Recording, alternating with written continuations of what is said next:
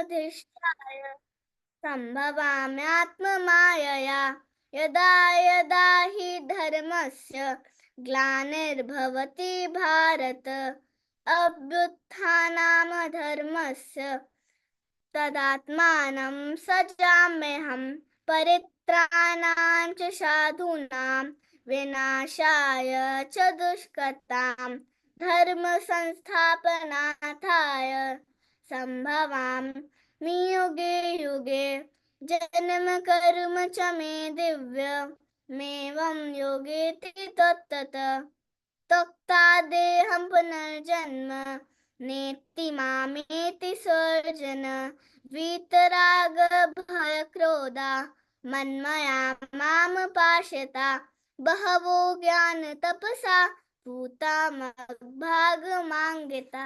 हरे कृष्णा। ओम श्री परमात्मा। हरे कृष्ण। बहुत सुंदर, बहुत सुंदर।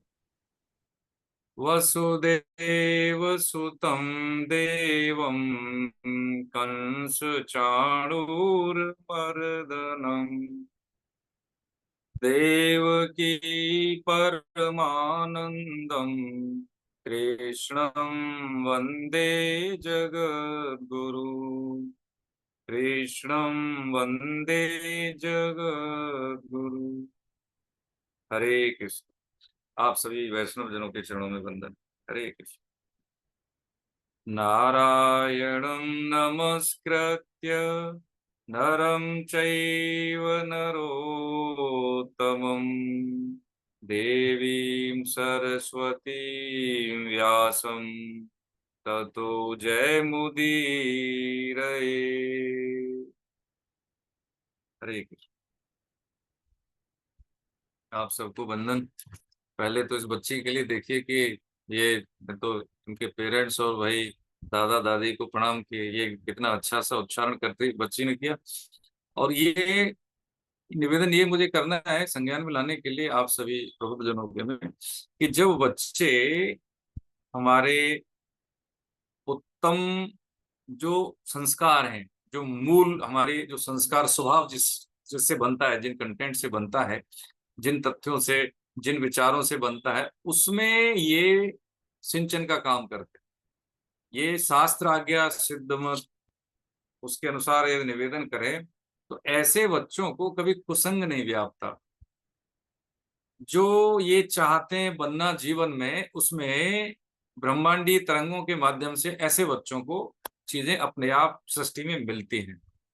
ये पक्की बात है। तो ये हमसे लैप्स हो जाता है ना कि बच्चों को हम चीजें नहीं बताते। एक सर्वे हमने शेयर किया था, वो यही था कि हमसे चूक हो जाती है।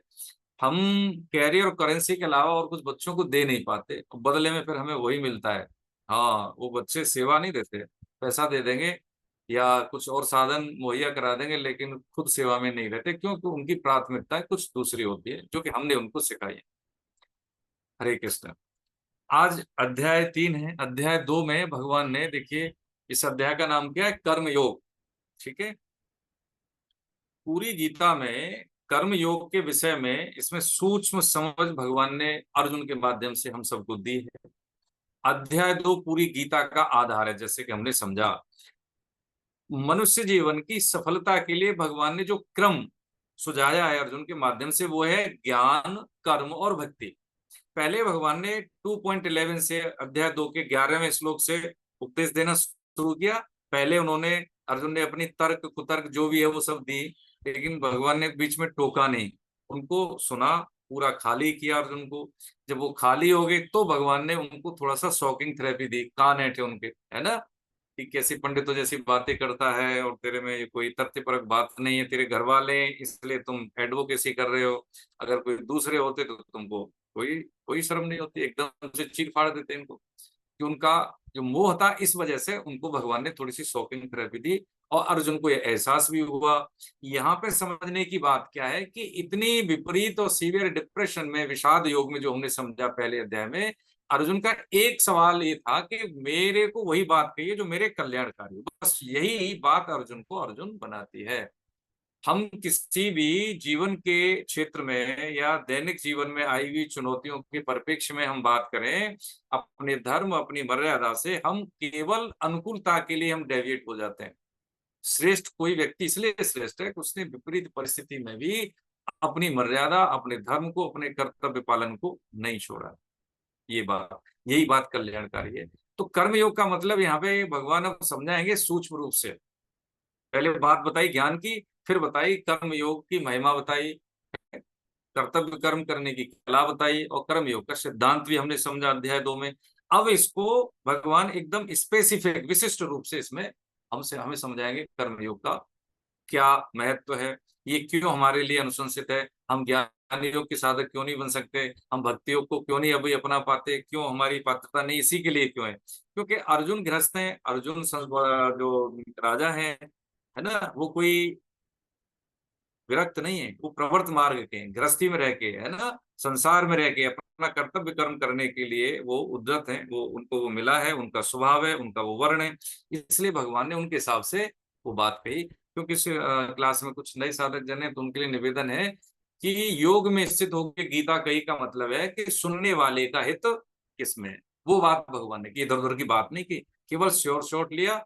और श्योर शॉट लेने के साथ साथ उन्होंने फर्स्ट और सेकंड पर्सन में ये पूरा गीता का उपदेश है, तीसरे व्यक्ति की बात नहीं है प्रभु जी। तो इसमें हम अपने लिए क्या करें ये बात सोचनी है, हमें किसी दूसरे के लिए गीता नहीं पढ़नी, हमें अपने लिए पढ़नी है। मेरा कर्तव्य कर्म किसी स्थिति परिस्थिति में क्या है, ये इसका प्रतिपाद्य वैसे। ठीक है। तो इस अध्याय में केवल कर्म की बात है और कर्म की विशिष्ट रूप से बात है, इसलिए इस अध्याय का नाम कर्मयोग है। हमने 2.41 में समझा था कि भगवान ने एक निश्चयात्मक बुद्धि की बात कही कि कर्मयोग का सिद्धांत है या कर्मयोग का सदना इस बात पर निर्भर है कि हमारी बुद्धि उसमें कैसी हो, दृढ़ निश्चय, व्यवसायित्मिका बुद्धि, है ना। इसलिए इसको कर्मयोग को हम बुद्धि योग भी कहते हैं। दूसरा नाम क्या है इसका, बुद्धि योग। ठीक है।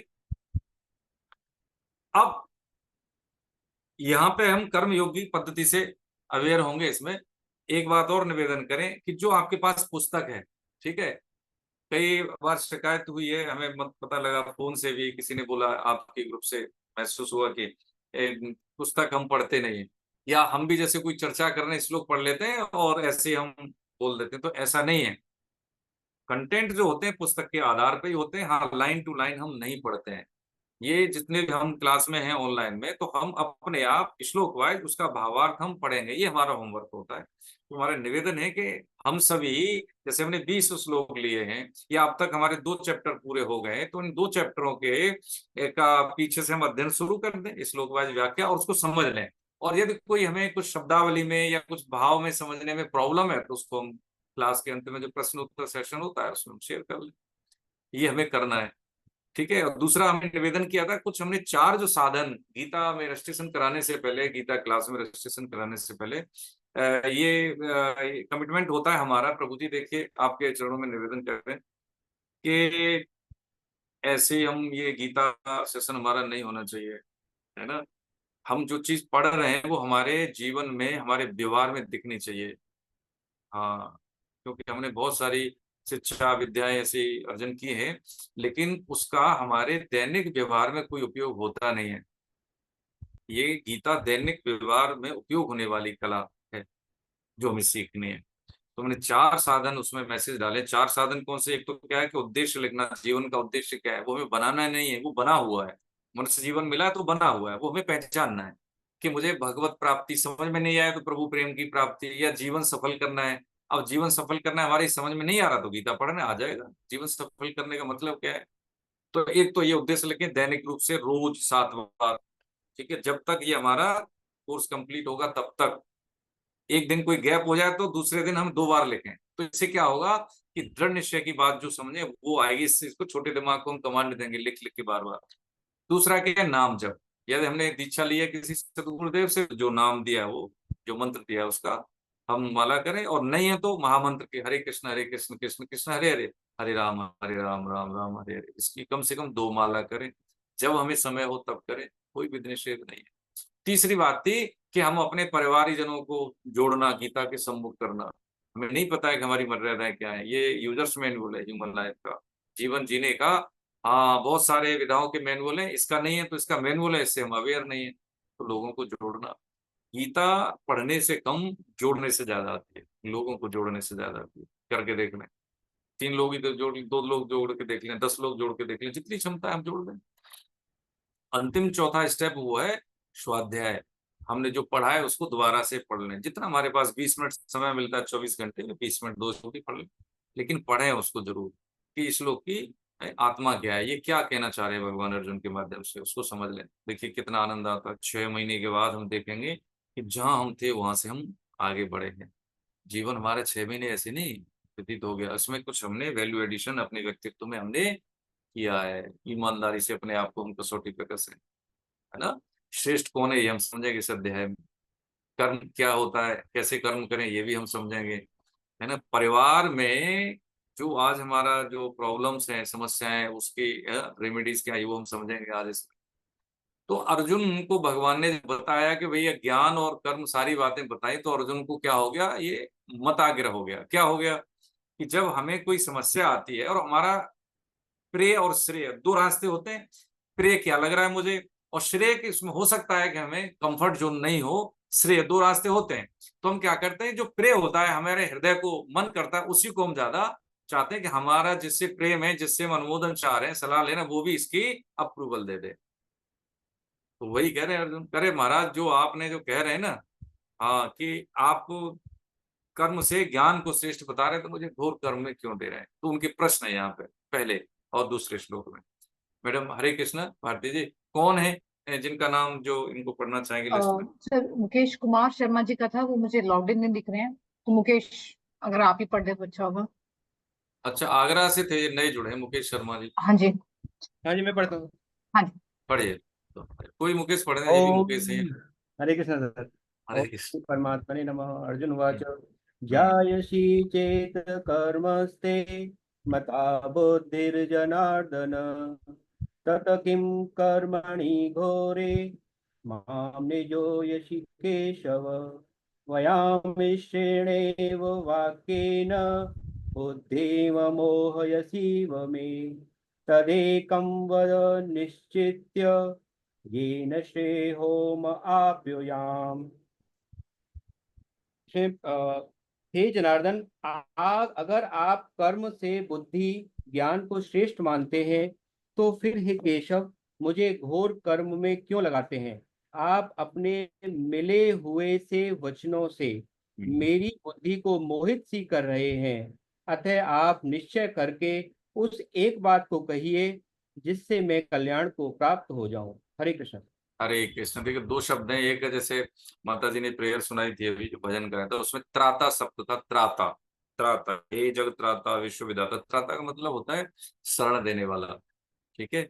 अभी यहाँ पे मुकेश जी ने बोला हे जनार्दन, अर्जुन ने क्या कहा, हे जनार्दन। तो जन की आकांक्षा पूरी करने वाले, जन का हित करने वाले जनार्दन। ठीक है। जन माने आम, आम आदमी, पब्लिक। ठीक है। इसका मतलब यहाँ पे मनुष्य है। अगर आप कर्म से बुद्धि यानी ज्ञान को श्रेष्ठ मानते हैं, तो फिर हे केशव मुझे घोर कर्म में क्यों लगाते हैं। आप अपने मिले हुए से वचनों से मेरी बुद्धि को मोहित कर रहे हैं। अतः आप निश्चय करके उस एक बात को कहिए जिससे मैं कल्याण को प्राप्त हो जाऊं। अब देखिए, हमने पढ़ा है यहाँ तक, अध्याय 2 को समझा है। भगवान ने नहीं कहा युद्ध कर, तो इसमें और कौन सी बात आ गई भाई, कौन सी रॉकेट साइंस थी इसको समझने के लिए कि युद्ध के लिए मना कर रहे हैं, मोह सी बात कर रहे हैं। लेकिन अर्जुन का मोह इतना था, बता के इतना है कि वो उस स्पष्टता को भी स्पष्ट नहीं समझ पाए। प्राय हम भी ऐसा ही करते हैं। मतलब माता पिता देखिए हमें जन्म देते हैं, ठीक है, लेकिन जो तराशने का काम करते हैं वो गुरुजन करते हैं।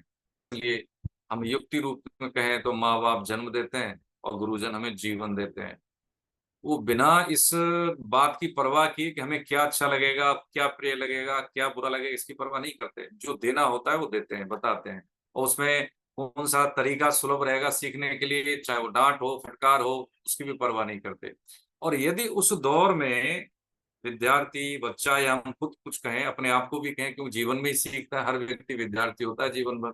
यदि इस बात से वो विचलित हो गया तो वो खरा नहीं बन सकता, कभी नहीं बन सकता। हम देखें अब तक के लाइफ में कि जो हमने संघर्ष को जिया है, उसी जिए हुए संघर्ष के कारण ही उत्कर्ष हमारे जीवन में आया है ना। हम देख लेना चीजों को, हमें लगता है बड़ी परेशान है, लेकिन उसी परेशानी में व्यक्ति की परीक्षा होती है और उसमें से उसका बेहतर निकल के आता है। होता है ना, एक ही समय में चुनौतियां आ गई, संसाधन कम पड़ गए, और दूसरे जो आसपास के लोगों ने और हमें क्या विपरीत परिस्थिति दे दी, फिर हम कैसे करेंगे? वहां से हमारा सेल्फ मैनेजमेंट क्रिएट होता है, वो भी यूनिक। ऐसा कभी दूसरे के साथ नहीं होता, हर किसी की परिस्थितियां अलग होती है, होता है ना। लेकिन वो क्या है कि सृष्टि में शुद्ध होने के लिए भगवान ने जीव को भेजा है, ये बात हम समझ जाए।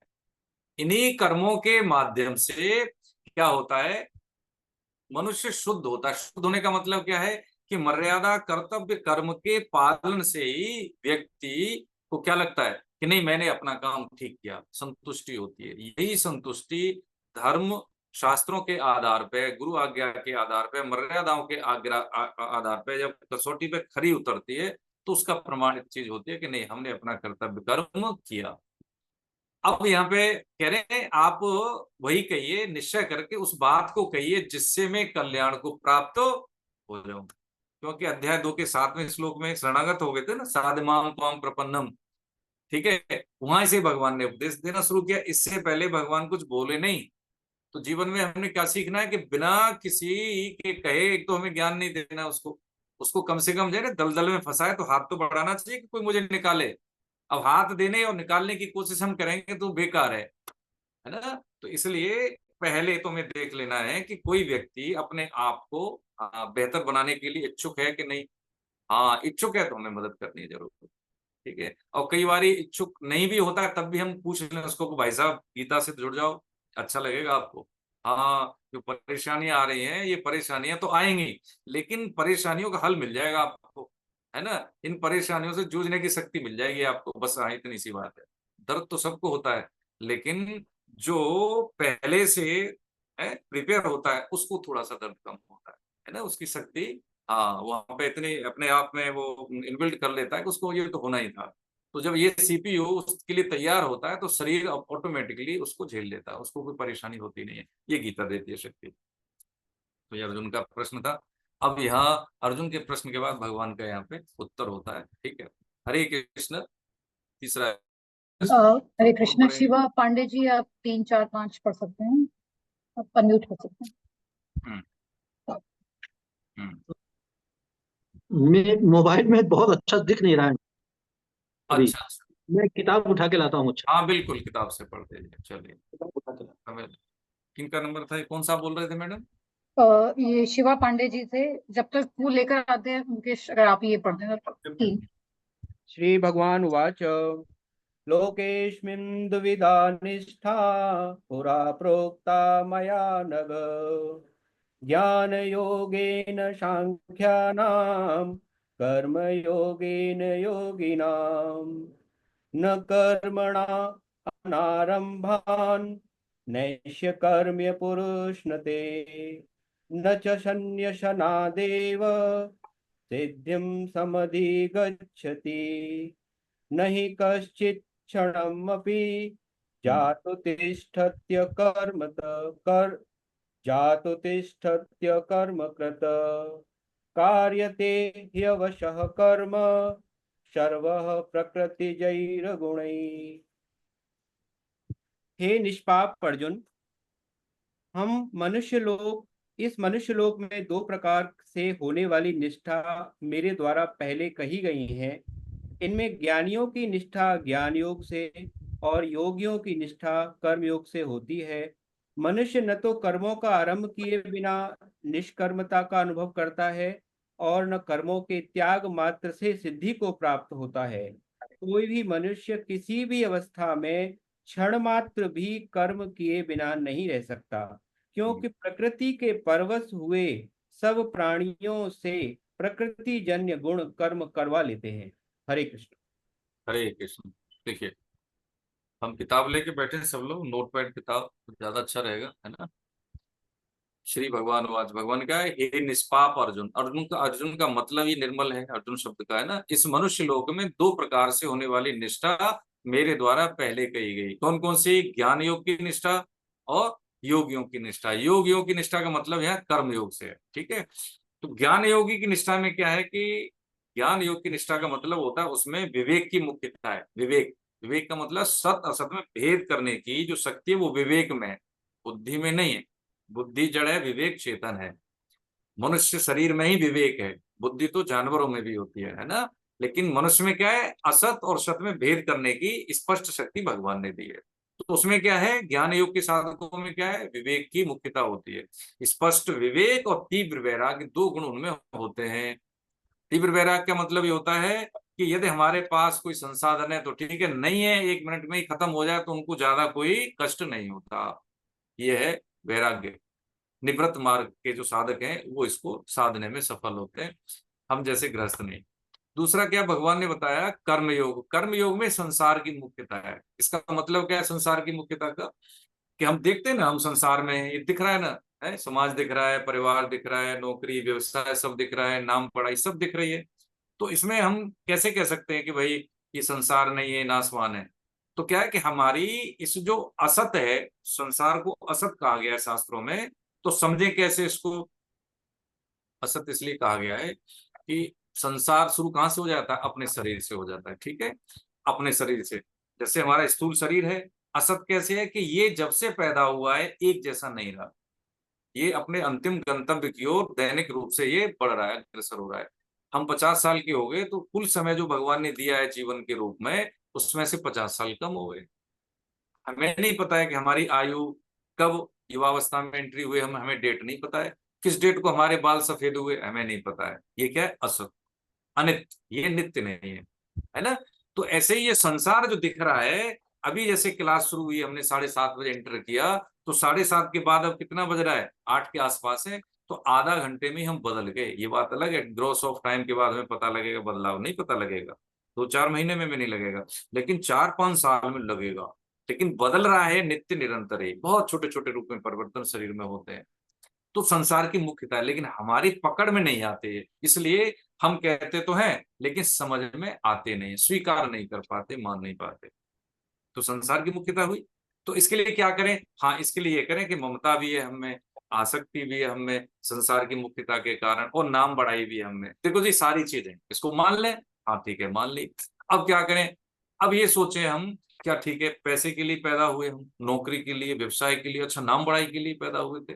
तो नाम बढ़ाई बहुत हमसे भी आगे हैं ऐसे लोग जिनके पास असीम पैसा है, ठीक है, अथाह पैसा है, ऐश्वर्य बहुत है, बहुत नाम है उनका।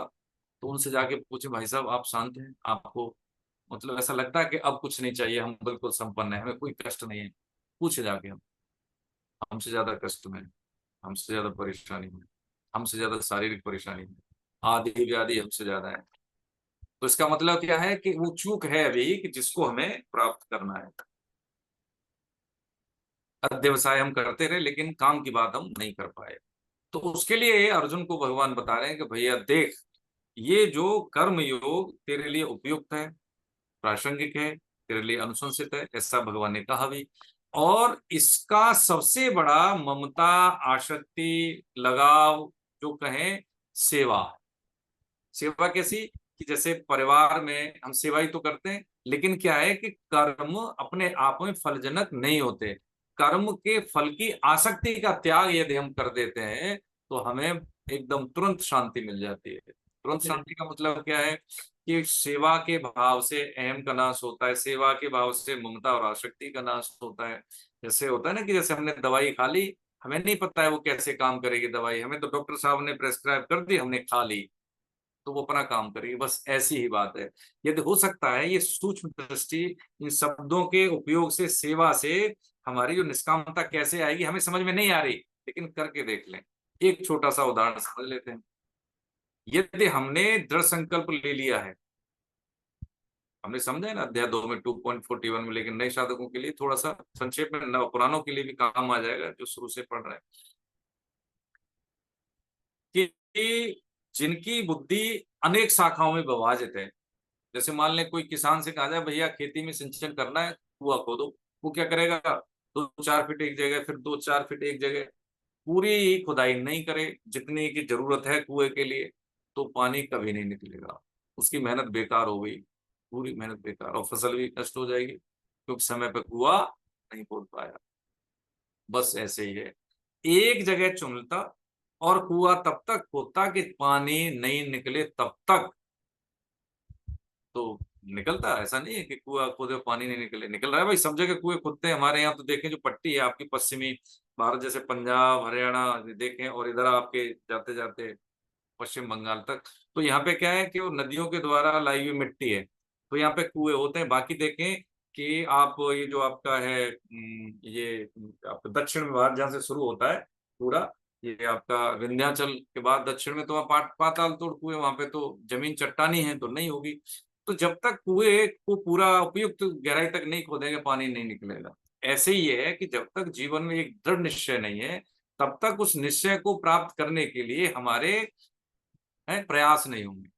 पहले तो हमें दृढ़ निश्चय करना है, ठीक है, और उस निश्चय को पूरा करने के लिए जो जो हमें काम करना पड़ेगा वही करेंगे, नहीं तो हम नहीं करेंगे। हमें आईएएस बनना है या हमें वकील बनना है तो हम वही चीज पढ़ेंगे जो हमारे कैरियर के लिए उपयुक्त, तो बाकी हम नहीं पढ़ेंगे। बस ऐसी बात है। एक तो ये, और दूसरी क्या है कि कर्तव्य कर्म के पालन में क्या निष्कामता कब आएगी? जब हम किसी की सेवा, हम मान लीजिए कर देते हैं किसी की सेवा, बदले में कुछ नहीं चाहिए, हम बस में ही जा रहे हैं, मान लीजिए ट्रेन में जा रहे हैं, कोई हमें दिखा, कोई माता बहन है, महिलाएं कोई परेशान है, हमने उनको जगह दे दी, कोई बुजुर्ग है जगह दे दी, उस समय अपने हृदय की स्थिति हम देखें, अच्छा लगेगा? अरे नहीं, हमने अच्छा किया, छोटा सा ही काम किया, हम उसको जिंदगी में शायद दोबारा मिल भी नहीं पाए। ये क्या है कि हमने उनकी परेशानी देखी, वो कर दी, अब मिल नहीं पाई, हम जानते हैं। अब इससे और थोड़ा सा उदाहरण लेने हैं कि जैसे हम मानते हैं कि जैसे हम कहीं गए, होटल में गए, ठीक है, या हम सफर कर रहे हैं, ट्रेन में गए, हमें थोड़ी सी परेशानी है तो हम एडजस्ट कर लेते हैं, यार थोड़ी देर की तो बात है, बाकी तो ट्रेन कहाँ, हम कहाँ, और ये सफर, मुसाफिर कहाँ, कोई दिक्कत नहीं। ये भी एक निश्चित समय हमारे लिए, संसार में निश्चित समय है ना। हम क्या करते हैं कि हमें लगता है कि हम बहुत सालों तक, हजारों साल तक रहेंगे, और हमें सारी व्यवस्थाएं सटीक सटीक चाहिए अपने अनुसार। ये बड़ी भूल है ना।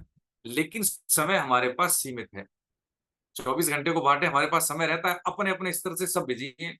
ऐसे पूरे महीने का समय देखेंगे तो हमारे पास समय मिला ही नहीं अपने लिए जीने के लिए, अपने अपने पढ़ने के लिए नहीं मिला, या अपने शौक के लिए नहीं मिला, नहीं मिला। अब देखें तो जीवन जो मिला है ये बहुत ही मूल्यवान है।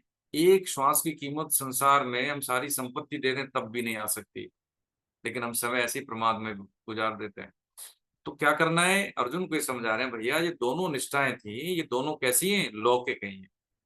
लौकिक का मतलब क्या है कि एक में विवेक की मुख्यता है, ठीक है ना। इसमें विवेकवान व्यक्ति विवेक का सदुपयोग करके इसमें तेरापन का नाश हो जाता है, यानी मैं ब्रह्म हूं, मैं भी अपने में और भगवान में, ब्रह्म का मतलब निर्गुण निराकार, उसमें कोई अंतर नहीं समझता। कर्मयोगी क्या है, उसके लिए सब दिख रहा है, तो उसके लिए क्या है कि ये भी संसार की मुख्यता होने से दोनों कैसी हो गई? लौकिक। लौकिक निष्ठाएं, यानी लौकिक का मतलब है इसी लोक की, यानी इसी संसार में रह के ये दोनों साधन होते हैं। भक्ति क्या है? भक्ति में श्रद्धा और विश्वास है, उसमें मुख्यता किसकी है? भगवान की है, इसलिए उसको अलौकिक निष्ठा का नाम दिया गया। वो कैसी है? अलौकिक है। उसमें मानने की मुख्यता है, उसमें भगवान की मुख्यता है। मानने की मुख्यता कैसे? जैसे कि मान लीजिए कि बच्चा है, माता पे आश्रित है पूरी तरह से, इतना आश्रित है, उसको न तो शौच कहाँ कर दे, पेशाब कहाँ कर दे, माता कोई है, जब बीमार हो जाता है तो माई दवा खाती है, बच्चा नहीं खाता। बस ये है आश्रय का मतलब, ये मुख्यता का मतलब ये है कि आश्रय केवल और केवल ऐसे भक्त का कि ईश्वर का ही आश्रय हो, भगवान का ही आश्रय और किसी का नहीं हो, तो उसको कहते हैं हम अलौकिक निष्ठा, भक्ति हो, है ना। यहाँ पे हमने ये समझी। अब जो चौथा श्लोक है, मनुष्य ने तो कर्मों का आरंभ किए बिना, अब जैसे अर्जुन का प्रश्न था ना कि आप मुझे ज्ञान योग की बातें बता रहे थे, तो क्यों ना मेरे को वही रास्ता बताओ। तो कह रहे हैं कि भैया देख, बिना कर्म के तो ज्ञानी भी नहीं रह सकता। हम कुछ नहीं करेंगे, सांस तो लेंगे, पलक तो झपकाएंगे, ठीक है, और कर्म न करना भी तो कर्म करना है भैया, तो इसलिए कर्म तो करना ही पड़ेगा। जब तक इस सृष्टि में शरीर है, बिना कर्म के कोई भी मनुष्य नहीं रह सकता। और बिना कर्म किए कोई क्या कि हम कर्म नहीं करेंगे तो हम निष्काम हो जाएंगे ना, बिना कर्म किए कोई निष्कामता का अनुभव नहीं करता, वो हो ही नहीं सकता। शांति की परीक्षा कब होती है? जब विपरीत परिस्थिति आए। ऐसे तो हमारे लिए अनुकूलता है, काय की शांति की परीक्षा, सब शांति में बैठे, कोई प्रॉब्लम नहीं किसी को। लेकिन जब प्रतिकूल परिस्थिति में आने के बाद भी विपरीत टिप्पणी, विपरीत व्यवहार कोई हमारे साथ करे, तब भी हमारी मनोदशा क्या हो सकती है, कैसी है, वो है शांति की परीक्षा। तो कह रहे हैं भगवान यहाँ पे, भैया कर्मशील व्यक्ति को ही निष्कामता का अनुभव होता है, जो कर्म नहीं करेगा उसके लिए क्या है कि निष्कामता। और न कर्मों के त्याग मात्र से सिद्धि को ही प्राप्त होते हैं। कर्मों का त्याग मात्र का मतलब क्या है, कर्तव्य कर्म क्या है, जैसे मान लीजिए श्राद्ध है, तो ये पितृ ऋण हमें उतारना होता है जो वंशज होते हैं, और कोई नहीं करे तो ये कर्म है उसका, ये पुत्र का ये धर्म है और कर्म भी कि वो अपने पूर्वजों के लिए श्राद्ध तर्पण करे, तो त्याग कर दिया। अब कर्तव्य कर्म के त्याग से हम चाहे कितना ही दान पुण्य कर लें, कितना ही याज्ञ कर्म कर लें, जो दिखती है याज्ञ द्रव्य की दिखने वाली स्थूल यज्ञ की बात करें, उससे उसको सिद्धि का मतलब है उससे जीवन उसका सफल नहीं हो सकता, बिल्कुल नहीं होता उसमें। यदि प्रमादवश हम किसी अपने कर्तव्य कर्म का त्याग करते हैं तो अध्याय 18 में भगवान बताएंगे उसको तामस त्याग कहते हैं। और हमारा हमें कष्ट होगा किसी कर्तव्य कर्म को करने में, उसको कहते हैं राजस त्याग, है ना। तो आगे समझेंगे। काम भर की बात यहाँ भगवान ये कह रहे हैं कि भैया कर्म तो करने ही पड़ेंगे, बिना कर्म के करने से निष्कामता, जीवन में शुद्धि, है ना। और बिना कर्तव्य कर्म किए बिना हम अपने जीवन की बात करें या भगवत प्राप्ति की बात करें या हम अपने बच्चों के लालन पालन की बात करें, स्थूल रूप से हम कोई भी काम करते हैं तो बिना कर्तव्य पालन के तो कोई भी कर्म होता नहीं है, बिना कायदा के कोई फायदा नहीं है ना। यदि हम छोटा सा भी कोई काम करते हैं तो उसका क्या होता है, हम रजिस्ट्रेशन करते हैं, है ना, बच्चे को एडमिशन दिलाते हैं, उसके बाद डिग्री मिलती है, क्योंकि उसका उत्तरदायित्व किसने हमारे यहाँ रजिस्ट्रेशन किया है, एडमिशन लिया है। ऐसे ही हमने जो सिस्टम चलाया है, आप जैसे प्रबुद्ध जन है कि गीता को वैज्ञानिक दृष्टिकोण से पढ़ने के लिए श्लोक वाइज की हमारे जीवन को किस तरह से प्रभावित करती है सकारात्मक रूप से, उसको हम पावर पॉइंट प्रेजेंटेशन के माध्यम से हम समझते हैं। तो उसके लिए क्या है कि हमने रजिस्ट्रेशन कराया है, ठीक है, और हम हर सप्ताह ये गीता की क्लास पढ़ते हैं, चैप्टर वाइज हम इसका असाइनमेंट देते हैं। तो ये हमारे जीवन के लिए क्यों उपयोगी है, अब तक हम इसके संपर्क में न आने से हमने क्या क्या चीजें खोई, समय ऐसे चला गया। काश ये जीवन के और पहले समय में मिलता तो हमारी कुछ स्थिति दूसरी होती। ये ऐसा अनुभव है तो पक्की बात है कि हमारे इस समझ में गीता आ रही है। फिर हमें अपनी कमी महसूस होगी तो समझ ले हमारी समझ में गीता आ रही है, और नहीं आ रही तो भाई फिर तो हम क्या कर सकते, फिर तो मत आग्रह है उसका, तो फिर भगवान ने बड़ी मुश्किल से समझा पा रहे अर्जुन को, है ना। तो कह रहे त्याग मात्र से सिद्धि को प्राप्त होता है, किससे, कर्तव्यों के त्याग मात्र, कर्मों के त्याग मात्र से सिद्धि को ही प्राप्त होता है, नहीं होता, ऐसा कह रहे हैं वो, है ना। कर्म तो हमें करने ही पड़ेंगे। हरे कृष्ण। देखो अनुपम जी कुछ कहना चाह रहे मैडम, भारती जी इनको unmute कर दीजिए। हाँ जी, जी अनम्यूट। अनुपम जी। जी हरे कृष्णा। जी बुक में लिखा है एक इसी श्लोक के लिए कि श्री कृष्ण कहते हैं कि जब तक कर्मों से वैराग्य नहीं हो जाए और मेरी कथा श्रवण में श्रद्धा उत्पन्न नहीं हो जाए तब तक कर्मों का त्याग नहीं करना चाहिए। तो और यहाँ पे हम पढ़ रहे हैं कि कर्मों का त्याग तो हम कभी कर ही नहीं सकते, कर्म हमें हमेशा करना है। तो इस बात का और इस श्लोक से क्या रिलेशनशिप है? बहुत बढ़िया, बहुत सुंदर, प्रणाम आपको। देखिए अच्छी बात है, इनके प्रश्न जो है देखिए हम सबके ही हैं, बहुत बढ़िया बात पूछा है इन्होंने। कर्म हम करते हैं, हमेशा करते हैं, बिना कर्म के रह नहीं सकते, इतनी सी बात हमने समझी। अब ये कह रहे हैं कि तो कंट्राडिक्टरी लग रही है, म्यूचुअल पोजीशन लग रहा है उनमें, कि एक बार तो कह रहे हैं बिना जो यदि हम कर्म का त्याग नहीं करना चाहिए, कथा श्रवण करोगे उसके बाद छोड़ देना चाहिए, वहां पे छोड़ने का मतलब, कर्म न करने का मतलब कर्म के फल की आसक्ति का त्याग की बात है वहां पे, है ना। कर्म तो करेंगे लेकिन उसमें फल की आसक्ति का त्याग, उसमें मैंने इनपुट दिया तो मुझे अनुकूल परिणाम मिले, मैंने बच्चों की अच्छी सी सेवा शुश्रूषा उनकी परवरिश की है तो बदले में वो मेरे को माने, मेरी बात माने। माता पिता को होता है ना कि मैंने किया है, मेरा बेटा है, मैंने बहुत जीवन खपा दिया, ये भी नहीं करना है, ये हमारा कर्तव्य कर्म है, परिवार की जिम्मेदारी मिली है। अब जिसको दूसरी तरह से समझते हैं कि जैसे बिल्ली होती है, बिल्ली के दांत होते हैं, वो अपने बच्चे को उन्हीं दांतों से उठाती है, शिकार भी उन्हीं दांतों से करती है, उसको खरोच भी नहीं होती, अपने बच्चे को उठाती है तो, है ना। तो कारण क्या है, कारण ये है कि हम गृहस्थी में काम कर रहे हैं, सब कुछ दिख रहा है, कर्तव्य कर्म करते हैं, लेकिन कर्म योगी क्या करता है, अपने कर्म करने के बाद उसमें कुछ इच्छा नहीं करता उससे, ये मेरा कर्तव्य कर्म है, दिखेगा बिल्कुल घोर कर्म में, लेकिन क्योंकि उसको आंतरिक दृष्टि से क्या है कि वो चाहेगा कुछ नहीं बदले, आप उसका नाम लें या नहीं लें, दान भी देगा, ये भी नहीं कि हमारा नाम लिख दो, नहीं, ये मेरा कर्तव्य घर में सामाजिक रूप से कि मुझे कुछ जो है मेरे पास देना चाहिए। तो यहाँ पे सिर्फ यही है, भगवान क्या करें, मेरी कहानी, मेरी लीला, मेरी कथा, इसका मतलब क्या है, जैसे हम अपने पिताजी के बारे में नहीं जानते, माता ही बताती है ना, वो माता को भी नहीं जानता ये माँ मेरी क्यों है, छोटा बच्चा होता नहीं जानता ना ये मेरी माँ क्यों मेरी माँ है, तो बाद में पता लगता है उसको। और पिताजी मेरा कौन है और क्यों है, ये उससे भी बाद में पता लगता है। तो क्या है कि जब माता के द्वारा वो बच्चा बाप के बारे में सुनता है, धीरे धीरे सुनता है, तो होता क्या है, फिर उसको पता लग जाता है कि नहीं यही मेरे पिताजी है, वो डीएनए रिपोर्ट नहीं मांगता, उसको विश्वास हो जाता है। ऐसे ही सृष्टि में भगवान नाम ही ऐसा है जिसको हम जितनी बार लेंगे उतनी बार रुचि आएगी, नाम में रुचि होगी तो। बाकी हम किसी और का नाम ले लें संसार में, किसी का हम 1 से 2 बार, चुटकुले पे भी 1 ही बार हंसेंगे, दोबारा इतना नहीं हंस पाएंगे। तो ये उसमें नैसर्गिक गुण है चुंबकत्व का भगवान नाम में, उनकी कथा में, लीला में, कि जब साधक उसको सुनता है तो उसमें उसको रुचि हो जाती है। जैसे ही उसको रुचि होने लगती है तो जो हम सोचते हैं, समझते हैं, सुनते हैं, कहते हैं, हम जब सो जाते हैं तो ऐसे ही सपने आते हैं। ठीक है, अब आगे और समझे इससे कि हमारे जैसे सपने आते हैं वैसा ही हमारा अंतःकरण है, जैसा ही हमारा सूक्ष्म शरीर है। सोने में क्या होता है, स्वप्नावस्था में सूक्ष्म शरीर की मुक्तता होती है, स्थूल अवस्था में क्या है, ये वाला, जैसे हम जग रहे हैं जागृति में स्थूल शरीर की, स्वप्नावस्था में सूक्ष्म शरीर की, और गहरी नींद में सुषुप्तावस्था में कारण शरीर की मुक्तता होती है।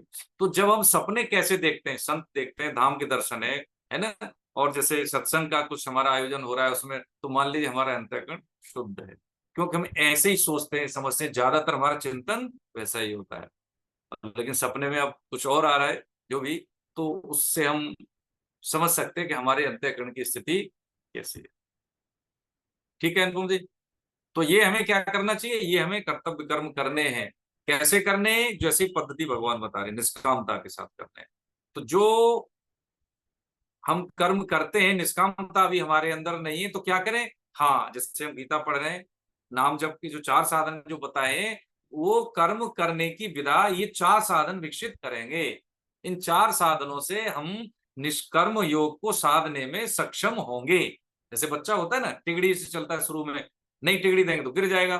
तो ऐसे ही क्या है कि अभी हम कर्म योग के साधना में कैसे, वो बच्चे हैं, हम नहीं सध पाएगा, हमें गुस्सा आ जाएगी, हमने अनुकूल किया किसी को तो उससे भी उम्मीद करेंगे। तो इससे पहले क्या करें, हम ये 4 चीज करें, लिखें, पहले हम दृढ़ निश्चय करें, उद्देश्य लिखें, नाम जप करें, स्वाध्याय करें, और गीता के सम्मुख लोगों को करें। तो हमारा जो ऑरा है, जो हमारा इनपुट है, जैसे हमारा स्थूल शरीर का खाना है, ऐसे इंद्रियों का खाना होता है, अच्छा देखें, अच्छा बोलें, अच्छा सुने, अच्छा करें, है ना।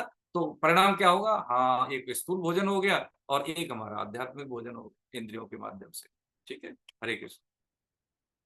हाँ हाँ, 5वां देखिए, कोई भी मनुष्य किसी भी अवस्था में क्षण मात्र भी कर्म के बिना नहीं रह सकता, क्योंकि प्रकृति के परवश हुए सब प्राणियों से प्रकृति जन्य गुण कर्म करवा। हाँ, प्रकृति के साथ गुणी शब्द आ गया ना, तो ये क्या हो गया, वृत्ति का परिचय हो गया, व्यक्ति के स्वभाव का परिचय हो गया।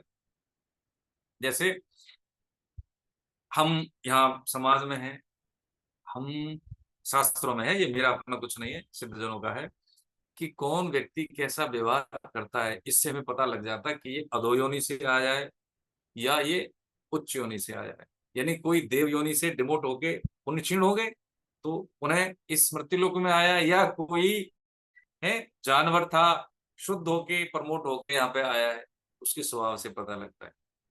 एक बार एक संत आ रहे थे, तो रास्ते में एक भिखारी मिला उनको, और बहुत वो किसी को अपशब्द बोल रहा था, अरे कैसा गांव है बताइए, भिक्षा नहीं दी, सुबह सुबह चले गए, पूरा समय खराब हो गया, आधा दिन बीत गया, बच्चों को क्या खिलाऊंगा। संत ने बोला कि क्या हुआ, कह रहे महाराज इस गांव में देखो कितने ऊंचे ऊंचे घर हैं, और जरा सा हमें 2 रोटी नहीं मिली, जरा सा किसी ने अन्न नहीं दिया, कि तुम गलत जगह के, ये इंसानों का काम है ही नहीं। करे महाराज गांव दिख नहीं रहा आपको, इसमें इंसान ही रहते हैं, हवेली बना के कौन रहेगा, जानवर थोड़ी, शेर थोड़ी बनाएगा, कुत्ता थोड़ी बनाएगा हवेली। अरे भाई ऐसा करो, ये चश्मा लगा के जाना, कि जो तुझे इस चश्मे से इंसान दिखे तो उससे मांगना, न मिले तो बताना। अच्छा क्या, हाँ तो हो गया। तो जिस घर में गया था उसको जहाँ भिक्षा नहीं मिली थी, देखा तो उस घर में कोई शेर दिखा, कोई कुत्ता दिखा, कोई गधा, कोई जानवर दिखा, क्योंकि वो दृष्टि दूसरी थी ना, दिव्य दृष्टि का चश्मा था उसका।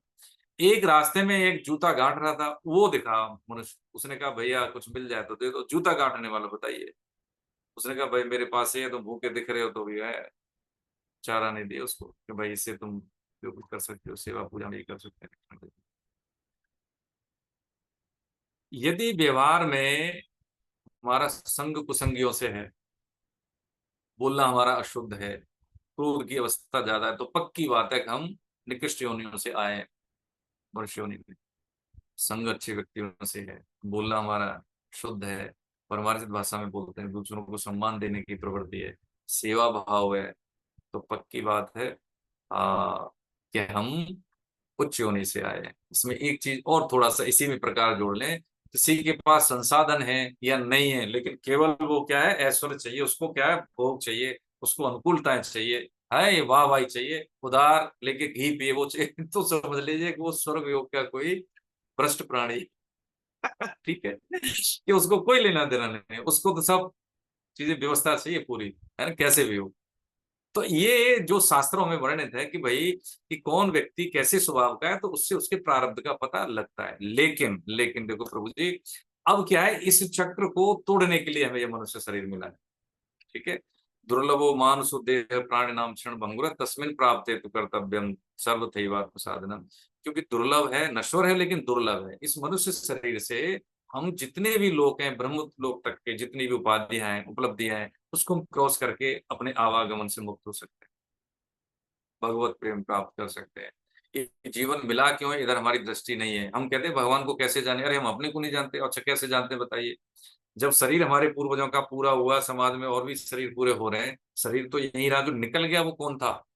हाँ, पर दादाजी थे, दादाजी थे, लेकिन क्या हम उसको जानते थे?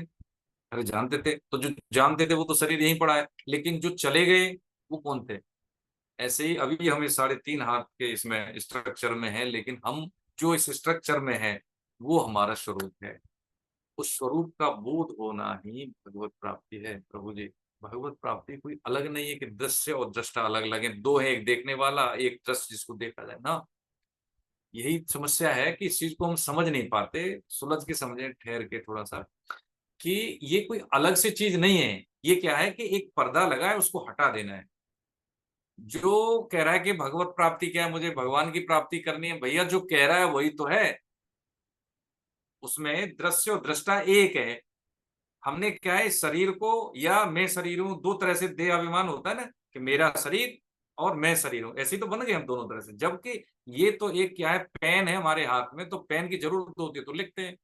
ऐसे ही सृष्टि में आए हैं तो भगवान ने हमें शरीर दिया है। शरीर से क्या करना है, हमें शुद्ध होना है। सृष्टि में शरीर के माध्यम से शुद्ध होना है। शुद्ध कैसे होना है? कर्तव्य कर्म आएंगे। जैसे परीक्षा होती है ना, तो क्या लिखोगे, प्रश्न का उत्तर दोगे तो पास होगे। ऐसे ही तो होते हैं कि नहीं होते हैं? ऐसे ही सृष्टि में शुद्ध कैसे होंगे? हमारे पास परिस्थितियां आएंगी अनुकूल प्रतिकूल, उसको हमें धर्मयुक्त मर्यादित, जो भी हमारी अपेक्षाएं हैं, सिद्धों ने, शास्त्रों ने, हमारे पूर्वजों ने जिस शास्त्राज्ञा के माध्यम से हमें कर्तव्य पालन करना है, बस वही हमारे को आगे, उसी से हम शुद्ध होते हैं, उसी से हमारी रैंक, उसी से हमारा एवेल्यूशन होता है। करें प्रकृति के परवश हुए सब प्राणियों से प्रकृति, हाँ अब इसको कैसे कर, प्रकृति के परवश हुए स्वभाव हमारा होता है, सहज स्वभाव होता है, हमारे कर्म होते हैं। एक तो होता है कर्तव्य कर्म जो करने चाहिए, ठीक है, कर्तव्य कर्म जो करने चाहिए। एक होते हैं नियत कर्म। नियत का मतलब नियति से है कि जो जीव है उसकी नियति क्या है, कि सुबह से पानी की नियति क्या है, नीचे की ओर बहना। ऐसे ही जीव की नियति क्या है, अजर अमर, है ना, जो भगवत सत्ता, उसमें अपने आप को अंश का अंशी में विलय होना, ये स्वभावतः है। लेकिन जो किसके माध्यम, नियत कर्म जो होते हैं, नियति कैसी है कि जो नियत कर्म करने से हमारी नियति में सहायक हो, वो नियत कर्म है। नियत कर्म का जैसे मैं चपरासी हूं, मान लीजिए, या हम झाड़ू लगाने वाले हैं, तो मेरा कर्म क्या, नियत, मेरा नियत कर्म क्या है कि ऑफिस में मेरा चपरासी हूँ या मैं अफसर हूँ, तो क्या है, डेकोरम मेंटेन करवाना, करना है, और सबॉर्डिनेट को उनको समझाना, उनकी सामर्थ्य के अनुसार काम देना और काम लेना। ठीक है, यही सब है, ये मेरा नियत कर्म है। तो एक होता है कर्तव्य कर्म, एक होता है नियत कर्म, और एक होता है स्वभावजा कर्म और सहज कर्म। ये लगभग लगभग एक ही बात है। स्वभावजा का मतलब जो मेरे स्वभाव के अनुकूल है। जैसे मैं शूद्र हूं, मैं ब्राह्मण हूं, है ना, या मैं जैसे मान लीजिए आज की आधुनिक सामाजिक व्यवस्था में हम जैसे मान लें कि हम अधिकारी हैं, हम कोई पुलिस अधिकारी हैं, हम जैसे कलेक्टर हैं कोई, तो उसका कर्तव्य कर्म क्या है? वो स्वभावजा कर्म है। ठीक है, वो शास्त्र विहित कर्म और कर्तव्य कर्म में कर्तव्य कर्म श्रेष्ठ है। शास्त्र विहित में क्या है? बड़ों का सम्मान करना, दादा दादी माता पिता का सम्मान करना। लेकिन कर्तव्य कर्म में क्या है? अर्जुन को क्या कह रहे? भगवान के मारे उनको परदादा है तो क्या हुआ? ये अधर्म का साथ दे रहे हैं। तो क्या वो वहां पे कर्तव्य कर्म है? तो कभी कभी शास्त्र यानी शास्त्र विहित कर्म से कर्तव्य कर्म श्रेष्ठ होता है, स्थिति परिस्थिति के अनुसार। तो जो प्रकृति जन्य गुण कर्म वो करवा ही लेते हैं। क्यों करवा लेते हैं? कि तेरा गुण क्या है? छात्र, क्षत्रिय। अरे भैया, तभी तो तुम देवताओं के पास गए दिव्यास्त्र लेने के लिए, तुमने तपस्या भी की, तुम मेरे पास भी गए। किस लिए गए? क्योंकि तुम्हारा गुण कैसा है? छात्र धर्म। छात्र का मतलब क्षत्रिय वाला छा, छात्र, स्टूडेंट वाला छा नहीं, क्षत्रिय वाला नहीं, छात्र, छात्र के ऐसे छात्र धर्म यानी क्षत्रिय धर्म का गुण है तेरे में। तू आज नहीं कल लड़ेगा। तू भूल गया अपने साथ जो क्या क्या हुआ था।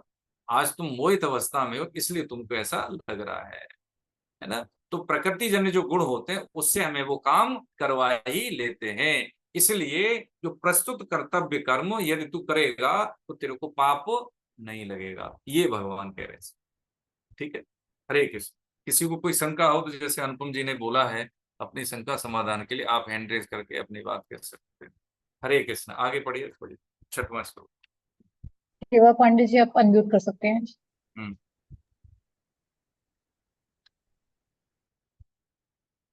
हाँ, जल्दी। छठवां श्लोक। देखिए समय लग जाता है तो फिर सीमित समय हमारे पास है ना। जी जी। मैडम ने ग्रुप में शेयर किया है ना, तो जैसे अभी आप पढ़ रहे हैं तो अगले वाले जो साधक हैं वो ध्यान रखें, तुरंत अपने आप को अनम्यूट करके। मैडम अनम्यूट कर देती हैं उनको, संबंधित साधक हैं तो आप। हाँ चलिए, हरे कृष्ण। हरे कृष्ण। हाँ प्रणाम सर, हरे कृष्ण। कर्मेन्द्रियाणि संयम चास्ते मनसा स्मरन् इंद्रियार्थी भूतात्मा मिथ्याचारः स उच्यते।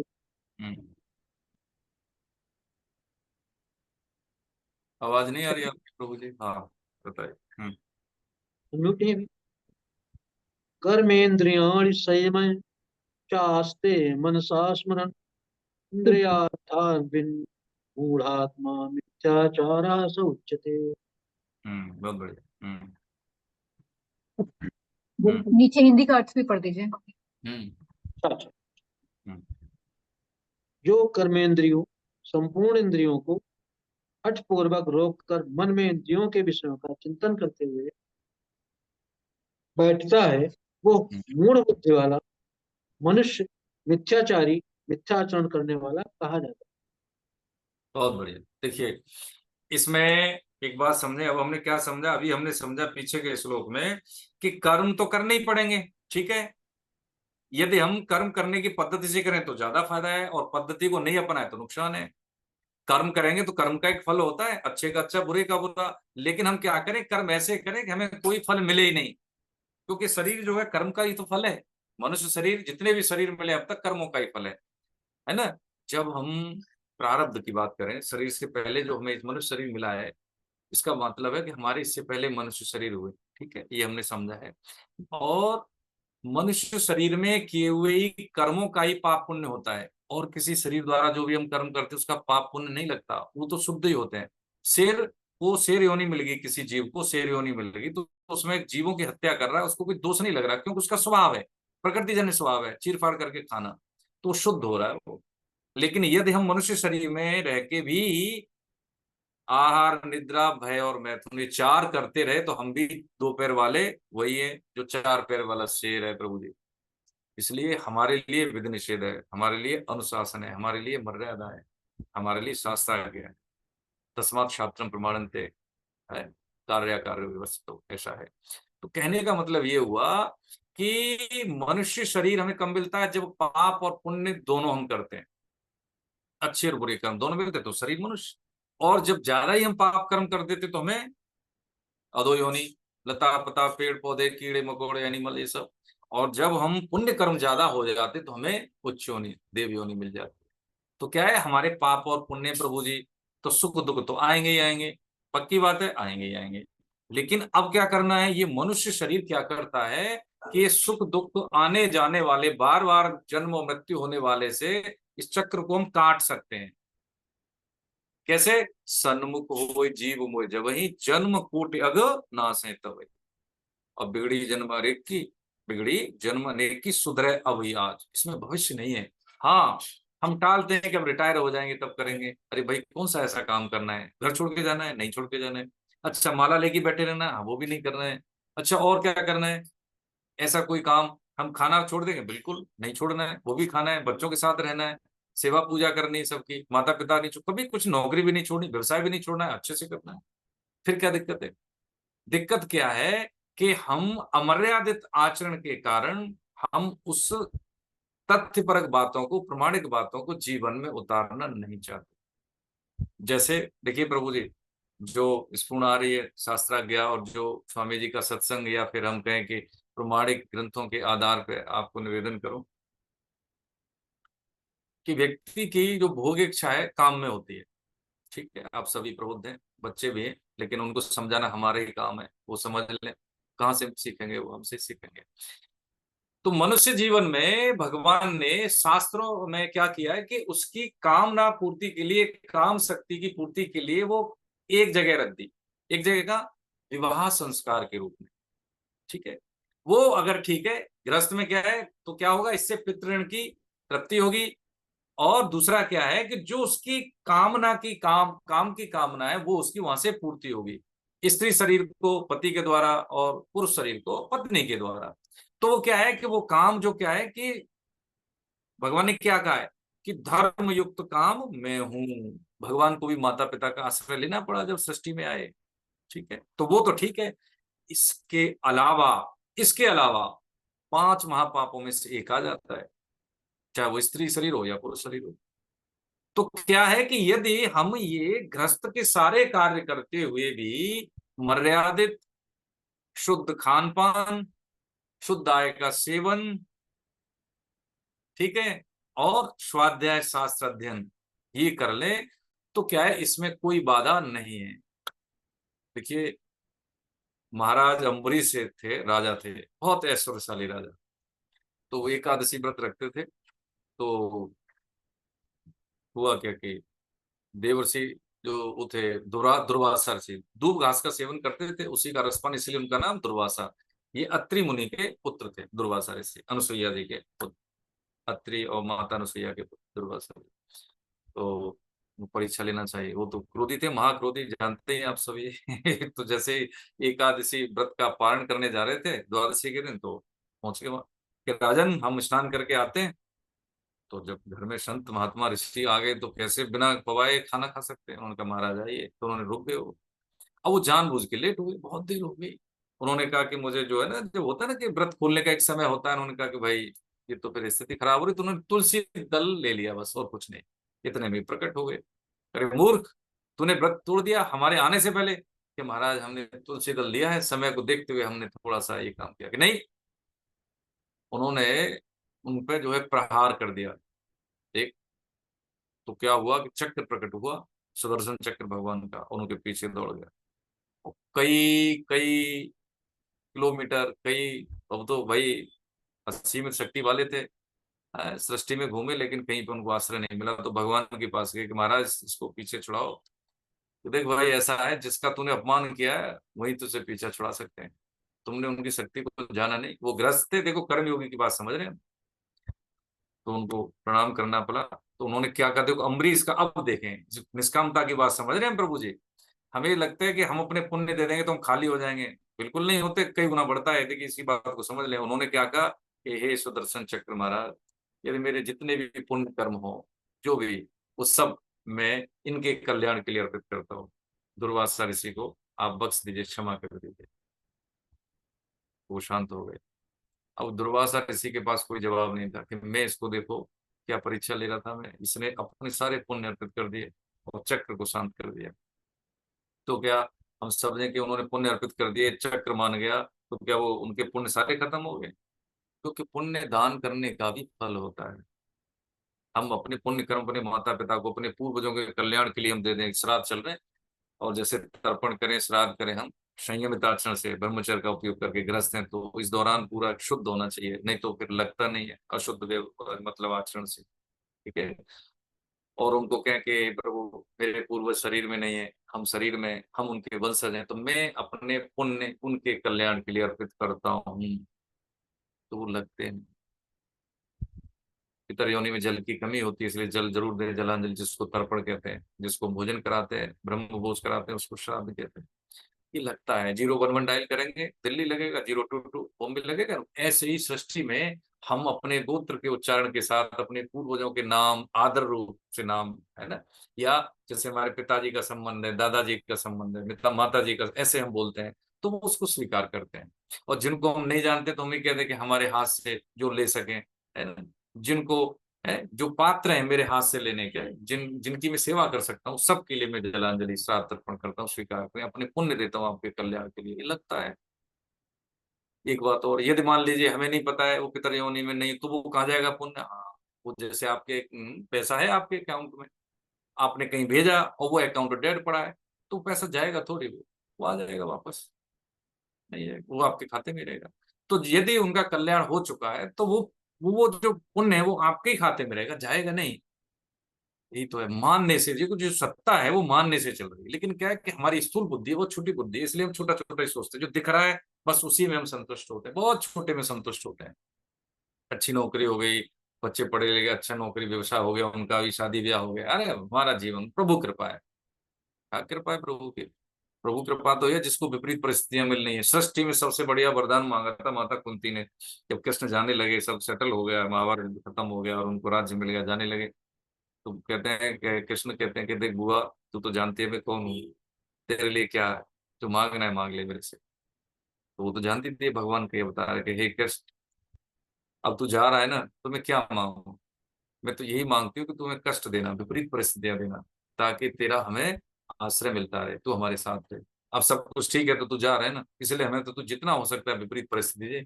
ये जीवन हमें शुद्ध होने के लिए मिला है, भोगने के लिए नहीं मिला है। भोगने के लिए तो अन्य योनि है, ये साधन योनि है। कौन? मनुष्य योनि साधन योनि।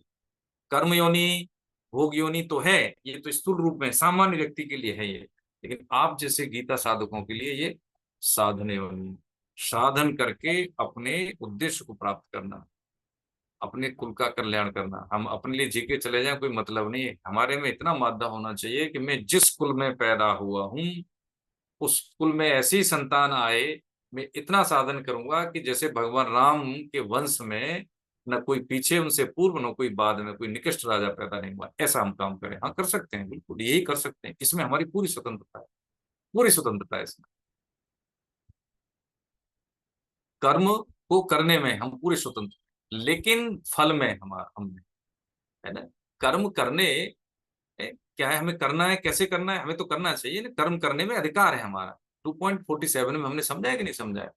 लेकिन कैसे कर्म करने? बिना राग और द्वेष के। राग और द्वेष को कैसे समझे? ये हमारे अनुकूल है ये अच्छा है इसको कर दें, इसमें हमें अच्छा नहीं लग रहा तो नहीं करें, नहीं नहीं, ये नहीं। कर्तव्य कर्म जब करने होते हैं तो हमारे सम्मुख जो भी काम प्रस्तुत हुआ है करने के लिए, उसको हम बिना लाभ हानि के कर दें।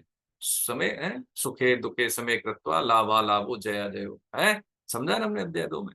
बस यही राग द्वेष है, इसको त्याग के अब यहाँ पे क्या कह रहे हैं? इंद्रियों के विषयों का चिंतन करते हुए बैठता है जो कर्मेंद्रियां संपूर्ण इंद्रियों को हठपूर्वक रोक कर, देखिए अभी समझ में है ना, ये क्या है? दिखाने वाला व्यक्ति। यदि कोई व्यक्ति, कोई मनुष्य हठपूर्वक मतलब है इंद्रियों पर नियंत्रण तो है नहीं, लेकिन फिर भी वो बैठा है। कैसे बैठा है?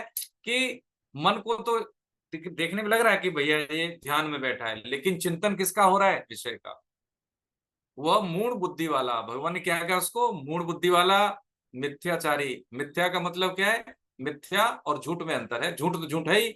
मिथ्या का मतलब होता है कि जब झूठ सच का व्यवहार करने लगे, जब झूठ सच जैसा लगने लगे, वो कहते हैं मिथ्या, फिक्टिशस, आभासी। जैसे हम अब देख रहे हैं ना, आप यहाँ बैठे हैं, आप कंप्यूटर में दिख रहे हैं मुझे, लेकिन आप कंप्यूटर में है नहीं है, आप घर में, लेकिन आप यहाँ पे भी हैं। ऐसे ही मिथ्या क्या दिखेगा, लेकिन ऐसा वो होगा नहीं, उसको भगवान ने मिथ्याचारी कहा। जैसे हमने समझा है कई बार, एक बार क्या हुआ, एक राजा थे, अहिंसक राजा थे, तो उनके राज्य में किसी जीव की हत्या करने का निषेध था, चाहे मछली हो या कोई भी ऐसा हो जो मांसाहार में खाते, वो सब बंद था। तो एक व्यक्ति क्या था कि वो उस राज्य में आया और वो मछली बेचता था, तो उसने कहा कि भाई कौन देख रहा है, जल्दी से इसमें तालाब में से मछलियां ले लूंगा, जरा सा जाल डालूंगा, ऐसे में बहुत सारी मछलियां हैं और ले जाऊंगा। कौन देखता है, राजा थोड़ी यहाँ बैठा है, सैनिक भी नहीं है। तो उसने जैसे ही अपना जाल वाल डाला, इतने में देखा कि घोड़ों की टाप सुनाई दी, तो वहां से राजा की सवारी निकलने लगी। अब उसने कहा अब तो बड़ा दिक्कत हो जाएगी। तो उसने क्या किया, जल्दी से वो जाल साइड में किया और ऊपर आके कपड़े उतार के मिट्टी से ऐसे करके, जैसे महात्मा टाइप के होते हैं ना, रज लगा लेते हैं, उसमें आके वो बैठ गया ध्यान में। अब राजा को लगा दी कुछ सिद्ध संत है भाई, प्रणाम किया, उसने जवाब नहीं दिया, कुछ नहीं जवाब दिया। तो सोचेगा ये कोई बहुत बड़ा महात्मा है। लेकिन उसको क्या कि वो अपनी श्वास को नॉर्मल करके बैठा था, डर तो लग रहा था उसको, लेकिन राजा उतरा, उन्होंने प्रणाम किया और कुछ जो कुछ था उसको थोड़ा बहुत दक्षिणा से देके वो आगे निकल गया। अब देखो, मैं तो अपने लिए कहूंगा कि जैसे मान लीजिए कि हम हैं, हमें दिख रहा है कि हम बहुत बड़ी बड़ी बातें कर रहे हैं, लेकिन जब बारी आती है कुछ समाज में करने की तो हम पीछे हट जाएं। वैसे गीता पे बहुत लंबी लंबी बात करें कि मिथ्याचार है, हाँ बिल्कुल, बहुत पतनकारी है। जो है और वो नहीं हो उसका हम जो है दिखावा करें, तो वो क्या है, कैसा, क्या मूड, मूड का मतलब उसका कुछ हो नहीं सकता, उससे ज्यादा कोई मनुष्य में उससे ज्यादा कोई पतित बुद्धि वाला नहीं है। अब ऐसी स्थिति वाले को क्या क्या, मिथ्याचारी। तो ऐसे समाज में होने से हमारे धर्म की फजीयत हुई, जिसको हम कहते हैं, दिख रहे हैं ना आजकल ज्यादातर तो यही है। अध्यात्म का मतलब होता है कि जीवन में जब अध्यात्म उतरने लगता है तो वो दिखते हुए भी दिखाना नहीं चाहिए। हमें ज्यादा आता है, हम गीता के साधक हैं, वो हमारे व्यवहार से पता लगे, हमारे वाणी से पता लगे, है ना। और शिव पांडे साहब बैठे हैं, है ना, अभी मान लीजिए हम इनका इंटरव्यू लें, अभी ये पीएचडी होल्डर हैं, ठीक है, बहुत बड़े, ठीक है, लेकिन जैसे ही इनको, अभी तक सब इनके पाले में गहन है, कि जैसे ही एक शब्द डिलीवर करेंगे इनके ज्ञान की गहराई का पता लग जाएगा शब्दों के चयन से। बस इतनी सी बात है। अध्यात्म की गहराई का साधक के व्यवहार से, उसके वार्तालाप से पता लगता है कि वो कितने गहराई का साधक है ना। उसको अकिंचन भाव, उसको कभी भी छूट, मतलब भूलता नहीं है अपने अकिंचन भाव को, उसकी स्मृति हमेशा रहती है कि मैं साधक हूँ। कैसी स्मृति रहती है, जैसे अभी पांडे जी से हमने बोला ना कि शिव पांडे जी कभी याद करते कि मैं शिव पांडे हूँ, नहीं याद करते, लेकिन कभी बात यह है कि भूलते भी नहीं, बस ये स्मरण है। स्मरण क्या मतलब है, चिंतन का क्या मतलब, कि याद भी नहीं करना पड़े लेकिन याद भी रहे, बस यही है। ऐसा यदि भाव हो जाए, मैं साधक हूँ, गीता का भी साधक हूँ, मुझे ये नहीं करना है, याद भी नहीं करना पड़े लेकिन याद भी रहे, बस फिर व्यक्ति कर्मयोग का साधक है, वो गलती से भी गलती नहीं कर सकता। तो भगवान ने बताया कर्मयोग करने में, हाँ, मिथ्याचारी पने की बात की, कर्म करने की स्वतंत्रता है। हाँ अनुपम जी कुछ कहना चाह रहे हैं, बताइए, कुछ छूट रहा है। हाँ जी हरे कृष्णा। अ, किताब से ही एक बहुत बढ़िया, बहुत सेंटेंस बढ़िया। है जो मैं समझना चाह रहा था। जी जी। इसमें लिखा है कि भोगों के चिंतन से भी नया कर्म बनता है जो कि महान पतनकारी है। तो बहुत भोगों के बढ़िया। चिंतन से कैसे कर्म बनते हैं, जो कि हमने कर्म किए ही नहीं है, केवल चिंतन कर रहे हैं। हाँ। तो ये कैसे पतनकारी हुआ और केवल चिंतन से कैसे कर्म बनते हैं, वो थोड़ा समझाने का कष्ट करें। हाँ देखिए, बहुत बड़ी बात है, जैसे इससे चिंतन की बात, हाँ, भोगों के चिंतन से पतनकारी होता है जब कोई हमारे पास भोग नहीं है और हमसे ज्यादा किसी के पास कुछ चीजें हैं भोग की, तो हमें लगता है हमारे पास होना चाहिए। चिंतन में आ गया, ठीक है मेरे पास एसी नहीं है, बहुत गर्मी लगती है, कूलर से शांति नहीं मिलती, एसी होना चाहिए। उनके घर गया था, दोस्त के यहाँ, तो बहुत अच्छा लगा मुझे, तो चिंतन में आया। तो चिंतन से मतलब होता है कि किसी भी कामना की पूर्ति करने से पहले उसका चिंतन होता है, ठीक है, चिंतन होता है। अब चिंतन से मतलब क्या है कि उसको पूर्ति करने के लिए मन आसक्त होता है, आसक्ति के बाद हम उसकी पूर्ति के लिए हम प्रयास करते हैं, प्रयास के लिए हम उसके लिए संसाधन जुटाते हैं। उसमें यदि कोई बाधा आती है तो फिर हमें क्या होता है कि बड़ी उद्विग्नता होती है, क्रोध आता है, ठीक है, झुंझलाहट होती है। तो क्या हुआ, जब झुंझलाहट होती है, क्रोध आता है, तो हम क्या करते हैं कि हमारी स्मृति जो होती है, जो विवेक है, वो स्मृति में नहीं रहता। हम फिर क्या करते हैं कि पतनकारी काम कर देते हैं उस इच्छा को पूर्ति करने के लिए। 2.6, 7 और 8 समझे, अध्याय 2 का, है ना। बस वही है, चिंतन से कामनाओं का, विषयों का चिंतन करने से, और ये सेकंडों में होता है, इसमें दिन नहीं लगते, घंटे नहीं लगते, मिनट नहीं लगती, सेकंडों का भी कम संप्रेषण होता है नर्वस सिस्टम से, कि हमारे आचरण में वो एक्ट कर लेता है। तो चिंतन क्या है, इसीलिए नाम जप क्यों कह रहे हैं, हाँ देखिए, इसीलिए कह रहे हैं कि नाम जप से जो चिंतन शुद्ध होगा, ठीक है, मन के कारण, मन चिंतन कौन करता है, मन ही तो करता है, अंतःकरण ही तो करता है। मन, बुद्धि, चित्त, अहंकार। चित्त के माध्यम से, चित्त क्या है, पर्दा है, उस पर चित्त पे अंकन होते हैं। जब उसका जैसे होता है ना, कई बारी आज जैसे मान लीजिए कोई व्यक्ति स्मोकिंग करता है और उसको लग गया कि हमें नहीं करना चाहिए, डॉक्टर ने भी मना कर दिया, करोगे तो दिक्कत होगी, लेकिन उसको बहुत अंदर से जिज्ञासा करने की उत्कंठा होगी, मुझे पीना है, थोड़ा पी लो, बाद में छोड़ होगी। लेकिन यदि उसने मन को मार दिया तो फिर मन दोबारा करेगा तो कम शक्ति के साथ करेगा, कमजोर हो गया। तीसरी बार करेगा तो उससे भी कम शक्ति के साथ वो बाध्य करेगा। और यदि पहली बार में हार गए तो फिर दोबारा से जब वो परेशान करेगा तो उसकी शक्ति बढ़ जाएगी, क्योंकि हमने उसको अपनी शक्ति दे दी, हमने उसकी बात मान ली। ये है, बुद्धि मन से ऊपर है, लेकिन हमारे सामान्य व्यक्ति का क्या है, मन बुद्धि से ऊपर कर दिया। मन कहता है तो हम कर लेते हैं, मन में आया तो जी लेना चाहिए, खाक जी लेना चाहिए। मन के कारण तो 2 मिनट का मन का कार्य और पूरे उम्र भर की जेल दे देता है। कितने देर का काम होता है, देखा है ना, हम सब जानते हैं। तो इसलिए चिंतन का ही तो विशेष महत्व है, कैसा हम सोचते हैं, जैसा हम सोचते हैं वैसा ही हम व्यवहार करते हैं। ठीक है, ये सिंपल चिंतन से ही सारा व्यवहार हमारा प्रभावित होता है। ये सॉफ्टवेयर है ना। जो शरीर, जो हार्डवेयर है, वो हार्डवेयर सॉफ्टवेयर के आधार पे आधारित है प्रभु जी।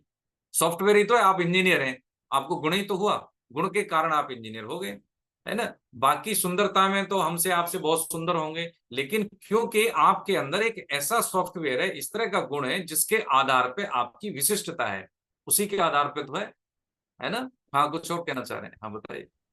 जी, मैं ये कह रहा था कि अगर केवल चिंतन मन में आता है, बट उस पे कोई कार्य या कर्म हम नहीं करते हैं उसको, उसकी प्राप्ति के लिए, तो क्या वो भी ना ना, पतनकारी? बहुत सही, बहुत बढ़िया बात, बहुत प्रणाम आपको। देखिए, बहुत अच्छी सतर्कता से प्रश्न है आपके। देखिए, यदि चिंतन आया और हमने विवेक का उपयोग करके उसको हटा दिया तो कोई कोई उसका प्रभाव नहीं पड़ेगा, उसका कोई हमें फिर कर्म फल नहीं जनित होता उसका, है ना, वो फलकारी नहीं। क्योंकि आते तो हैं, आएंगे ही, बिल्कुल आएंगे। जब हम ध्यान में बैठते हैं तब ज्यादा आते हैं, लेकिन जो कभी कभी चिंतन में आते हैं, क्यों आते हैं, क्योंकि पहले जैसे कोई हमें घर में आता हुआ दिखेगा और जाता हुआ, 2 बार दिखेगा ना व्यक्ति, एक बार आते हुए एक बार जाते हुए। कभी कभी पहले से हमारे दिमाग में, हमारे चित्त में है, और जब हम अपने सफाई करते हैं तो जाते हुए भी वो विचार दिखाई देते हैं।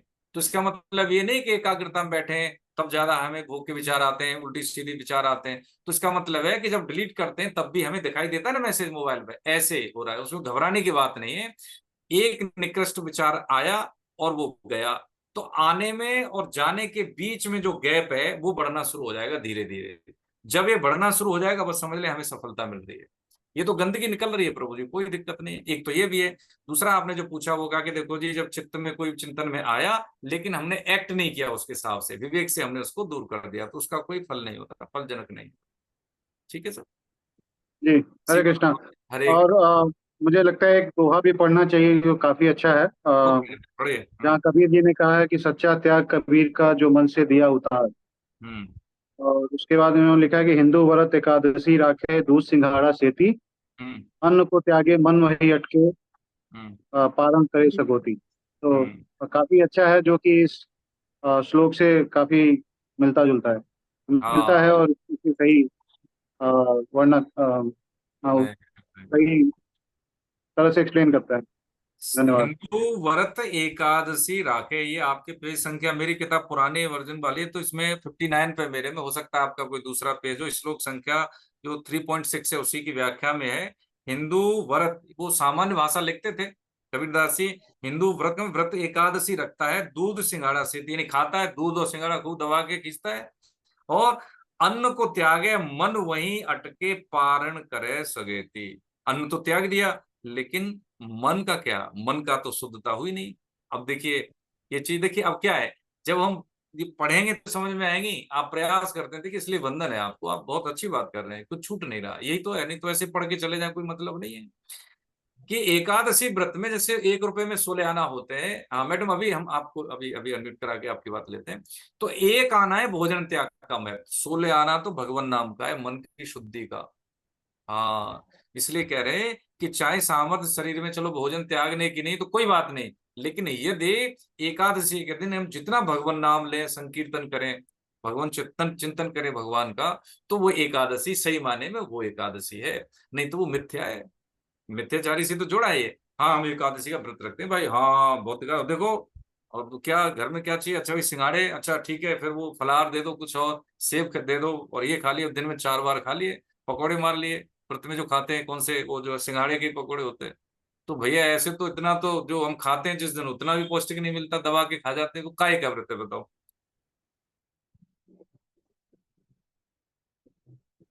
ठीक है। बाकी का देखो, शारीरिक और जो आध्यात्मिक दोनों महत्व हैं। कैंसर रोधी जितने भी जीवाणु होते हैं हमारे शरीर में, है ना, वो नष्ट होते हैं व्रत से। यदि भूख लग रही है तो पहले जो क्षुधा है, भूख है, उनको क्या खाएगी, वो मांस खाएगी, जो फैट है उसको खाएगी, और वो भी नहीं पड़ेगा तो फिर उन कीटाणुओं को खत्म करता है। इसलिए हमें कोशिश करनी चाहिए, अगर शरीर अलाउ करता है, हम डॉक्टर नहीं है कि दवा खाता है, किसी को कोई प्रॉब्लम है तो उनके लिए नहीं प्रभु जी। लेकिन जैसे युवा हैं, हम सब लोग हैं जिनको कोई प्रॉब्लम नहीं है, वो खा सकते, वो व्रत रखें, आराम से रखें, सप्ताह में रखें कोई भी दिन, नहीं तो एकादशी तो रखें, हर उसको रखना चाहिए उनको, जो है वैष्णवों को। शरीर स्वस्थ रहता है। जल लें, केवल लिक्विड ले लें, दूध ले लें, कुछ ऐसा ले लें, फल रस ले लें, फलों का जूस का, या थोड़ा बहुत फल खा लें, नहीं है कुछ, यदि कुछ इच्छा ज्यादा करती है तो कुछ एक टाइम खा लें। शरीर को, मशीन को रेस्ट देना है हमको, है ना, उसको भी तो रेस्ट देना चाहिए किसी दिन। हाँ, ठीक है प्रभु जी। हाँ, हरे कृष्ण। मैडम सीमा अग्रवाल जी। हाँ, हरे कृष्णा। मैं पूछ रही हूँ भाई प्रणाम। साहब, आप बोले कि हम मनुष्य योनि से आए, इसका क्या प्रमाण है? मनुष्य योनि से इसलिए आए हैं क्योंकि मनुष्य जीवन में किए हुए कर्मों के आधार पर ही हमें सुख दुख मिलते हैं, है ना। इसलिए जब हमें सुख दुख मिल रहे हैं, इसका मतलब है हमने प्रारब्ध में कुछ ऐसे कर्म किए होंगे जिससे हमें सुख मिल रहा है अनुकूलता, दुख मिल रहा है प्रतिकूलता। और किसी योनि में ये सुख दुख के लिए प्रारब्ध यानी भाग्य नहीं बनता। प्रारब्ध का मतलब होता है डेस्टिनी, भाग्य। तो भाग्य क्यों बना है हमारा? भाग्य इसलिए बना है कि इससे पहले भी हमारे जन्म हो चुके हैं। अब हमें पता नहीं है। अब हम आपसे कहें कि ये बताओ कि आपने 1 हफ्ते पहले क्या सब्जी खाई थी संडे के दिन, पीछे बताओ, याद है? नहीं याद है। तो जीव को माता के गर्भ काल का भी समय याद नहीं है। जब जीव माता के गर्भ में होता है मनुष्य योनि में, तो उसको याद रहता है सब कि प्रभु अब निकालो, हाँ मौका दो, अब याद करेंगे माता के गर्भ में कितना कष्ट होता है। जब उस समय में देखो, आप सब जानती माताएं बहनें कि उनको खट्टा खाने की वो होती है, इच्छा होती है ना। जब बच्चा जो गर्भ में होता है तो माता को खट्टा खाने की, और जब वो खट्टा खाती है तो उसको, बच्चे को सबसे ज्यादा कष्ट बच्चे को होता है, जलन होती है उससे, है ना। कितना कष्ट में होता है जीव, लेकिन हमें याद है? वो नहीं याद। इसी बात को भगवान शंकराचार्य ने कहा है, 3 जो संयोग हैं भगवान ने घटा के दिए विरासत में मनुष्य शरीर के साथ। क्या? मनुष्यत्व, मुमुक्षुत्व, मुमुक्षु यानी जानने की, और महापुरुष संशय। 3 महापुरुष संशय मतलब शास्त्र का संग दे दिया, गुरु जी का दे दिया, माता पिता का दे दिया, जो मर्यादा सिखा रहे हैं, है ना, जो हमें शास्त्राज्ञा का ज्ञान दे रहे हैं। लेकिन चौथी कृपा क्या है कि हम अपने आप अपने कल्याण के लिए प्रयास नहीं करते, बस अपना आशीर्वाद अपने पर दे दें।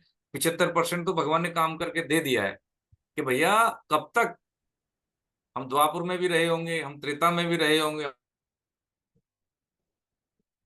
हम सतयुग में भी रहे होंगे, जब भगवान आए कोटि का मतलब करोड़ों जन्म हुए। सिद्धों का ये वचन है, ये शास्त्रों का ये वचन है। ये हमें पता नहीं है। हमें क्या है कि जो चीज हमें दिखती है उसी को मानते हैं। इंद्रिय जो हमारी पहुंच है इंद्रियों की, वहीं तक हम मानते हैं। लेकिन जहां तक इंद्रियों की पहुंच नहीं है, तो क्या संसार वहां तक नहीं है वहां तक। कोरोना को हम नहीं देख पाए तो क्या कोरोना वायरस वायरस एग्जिस्ट नहीं कर रहा था? कर रहा था, लेकिन हमें नहीं दिख रहा था। प्रोटोकॉल फॉलो करी तो हम बचे, बस ऐसे ही है। तो क्या करें? हम जानते नहीं है तो मान लें। है, पिताजी को माना ही तो है हमने, कौन सा जाना? तो माने का तो हमने मान लिया, तो हाँ पिताजी ठीक है जी। तो इसलिए जो बात समझ में आ जाए अच्छी बात है, नहीं समझ में आ जाए तो इतना समय दें कि वो समझ में आ सके, है ना। उतना समय दें समझ में आ सके। जब फैकल्टी की बात हम नर्सरी में मान लेते हैं तो हम पीएचडी भी कर लेते हैं। उसको ये नहीं कहते कि भैया ये ऐसे क्यों बनता है, कभी हम कहते हैं? नहीं कहते, हम मान लेते हैं। तो इसलिए हम शास्त्रों की बात को मान लें। ठीक है। हाँ, प्रश्न होते हैं तो बिल्कुल प्रश्न करने चाहिए, जैसे आपने कहा, इसलिए तो वंदन करते हैं कि ये प्रश्न उसी के होते हैं जो कोशिश करता है, प्रयास करता है, तो प्रश्न बनते हैं। फिर उसकी क्या है, उसकी गति बढ़ जाती है। हम बोले नहीं, अपनी समस्या नहीं बोले, डॉक्टर है, मास्टर और वकील, मास्टर का मतलब टीचर, इनसे जब हम अपनी शंकाओं का समाधान नहीं करेंगे तो हमारा कल्याण नहीं होने वाला, हमें नुकसान में रहेंगे ना। बताइए, वकील से अपनी शेयर नहीं करे तो कैसे केस जीतेंगे? टीचर को अपनी बात नहीं बताएंगे तो कैसे, है ना। तो इस तरह से ये चीजें हमें अपनी शेयर करनी चाहिए, जहां शंका है वहां रोक के हम चर्चा करें, फिर आगे बढ़ें। ठीक है, हरे कृष्ण। तो ये मिथ्याचारी की बात हमने समझी। हाँ अनुपम जी बताइए। क्षमा अनम्यूट चाहता करिए। हूँ, मेरा एक और प्रश्न है इसी बात पे। हम्म। जहाँ एक अभी मैंने पिछले हफ्ते मैं पुष्कर गया था, जहाँ पे हमारे परिवार में भागवत, श्रीमद् भागवत का कार्यक्रम था। हम्म। तो वहाँ पे हमने 7 दिन भागवत सुना। तो उसमें जड़ भरत जी की कथा आती है, जहाँ पे उनको अपने पूर्व जन्म का सारा स्मरण रहता है। जब वो भरत रहते हैं, फिर हिरण बनते हैं, फिर एक ब्राह्मण का रूप बनते हैं, ब्राह्मण का के रूप में जन्म लेते हैं, जहाँ पे वो जड़ भरत बनते हैं। तो किस ऐसी स्थिति कब आती है जब हमें अपने पूर्व जन्म का भी स्मरण रहता है और उस हिसाब से हम अपने कर्म करते हैं? हमें क्यों नहीं याद है, उन्हें कैसे याद रहे?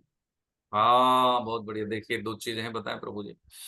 जब जीव मनुष्य शरीर पूरा जिसका होता है, उसको तुरंत मनुष्य शरीर मिल जाए, तुरंत, तो उसको स्मरण रहता है। उसको कहते हैं जाति स्मर।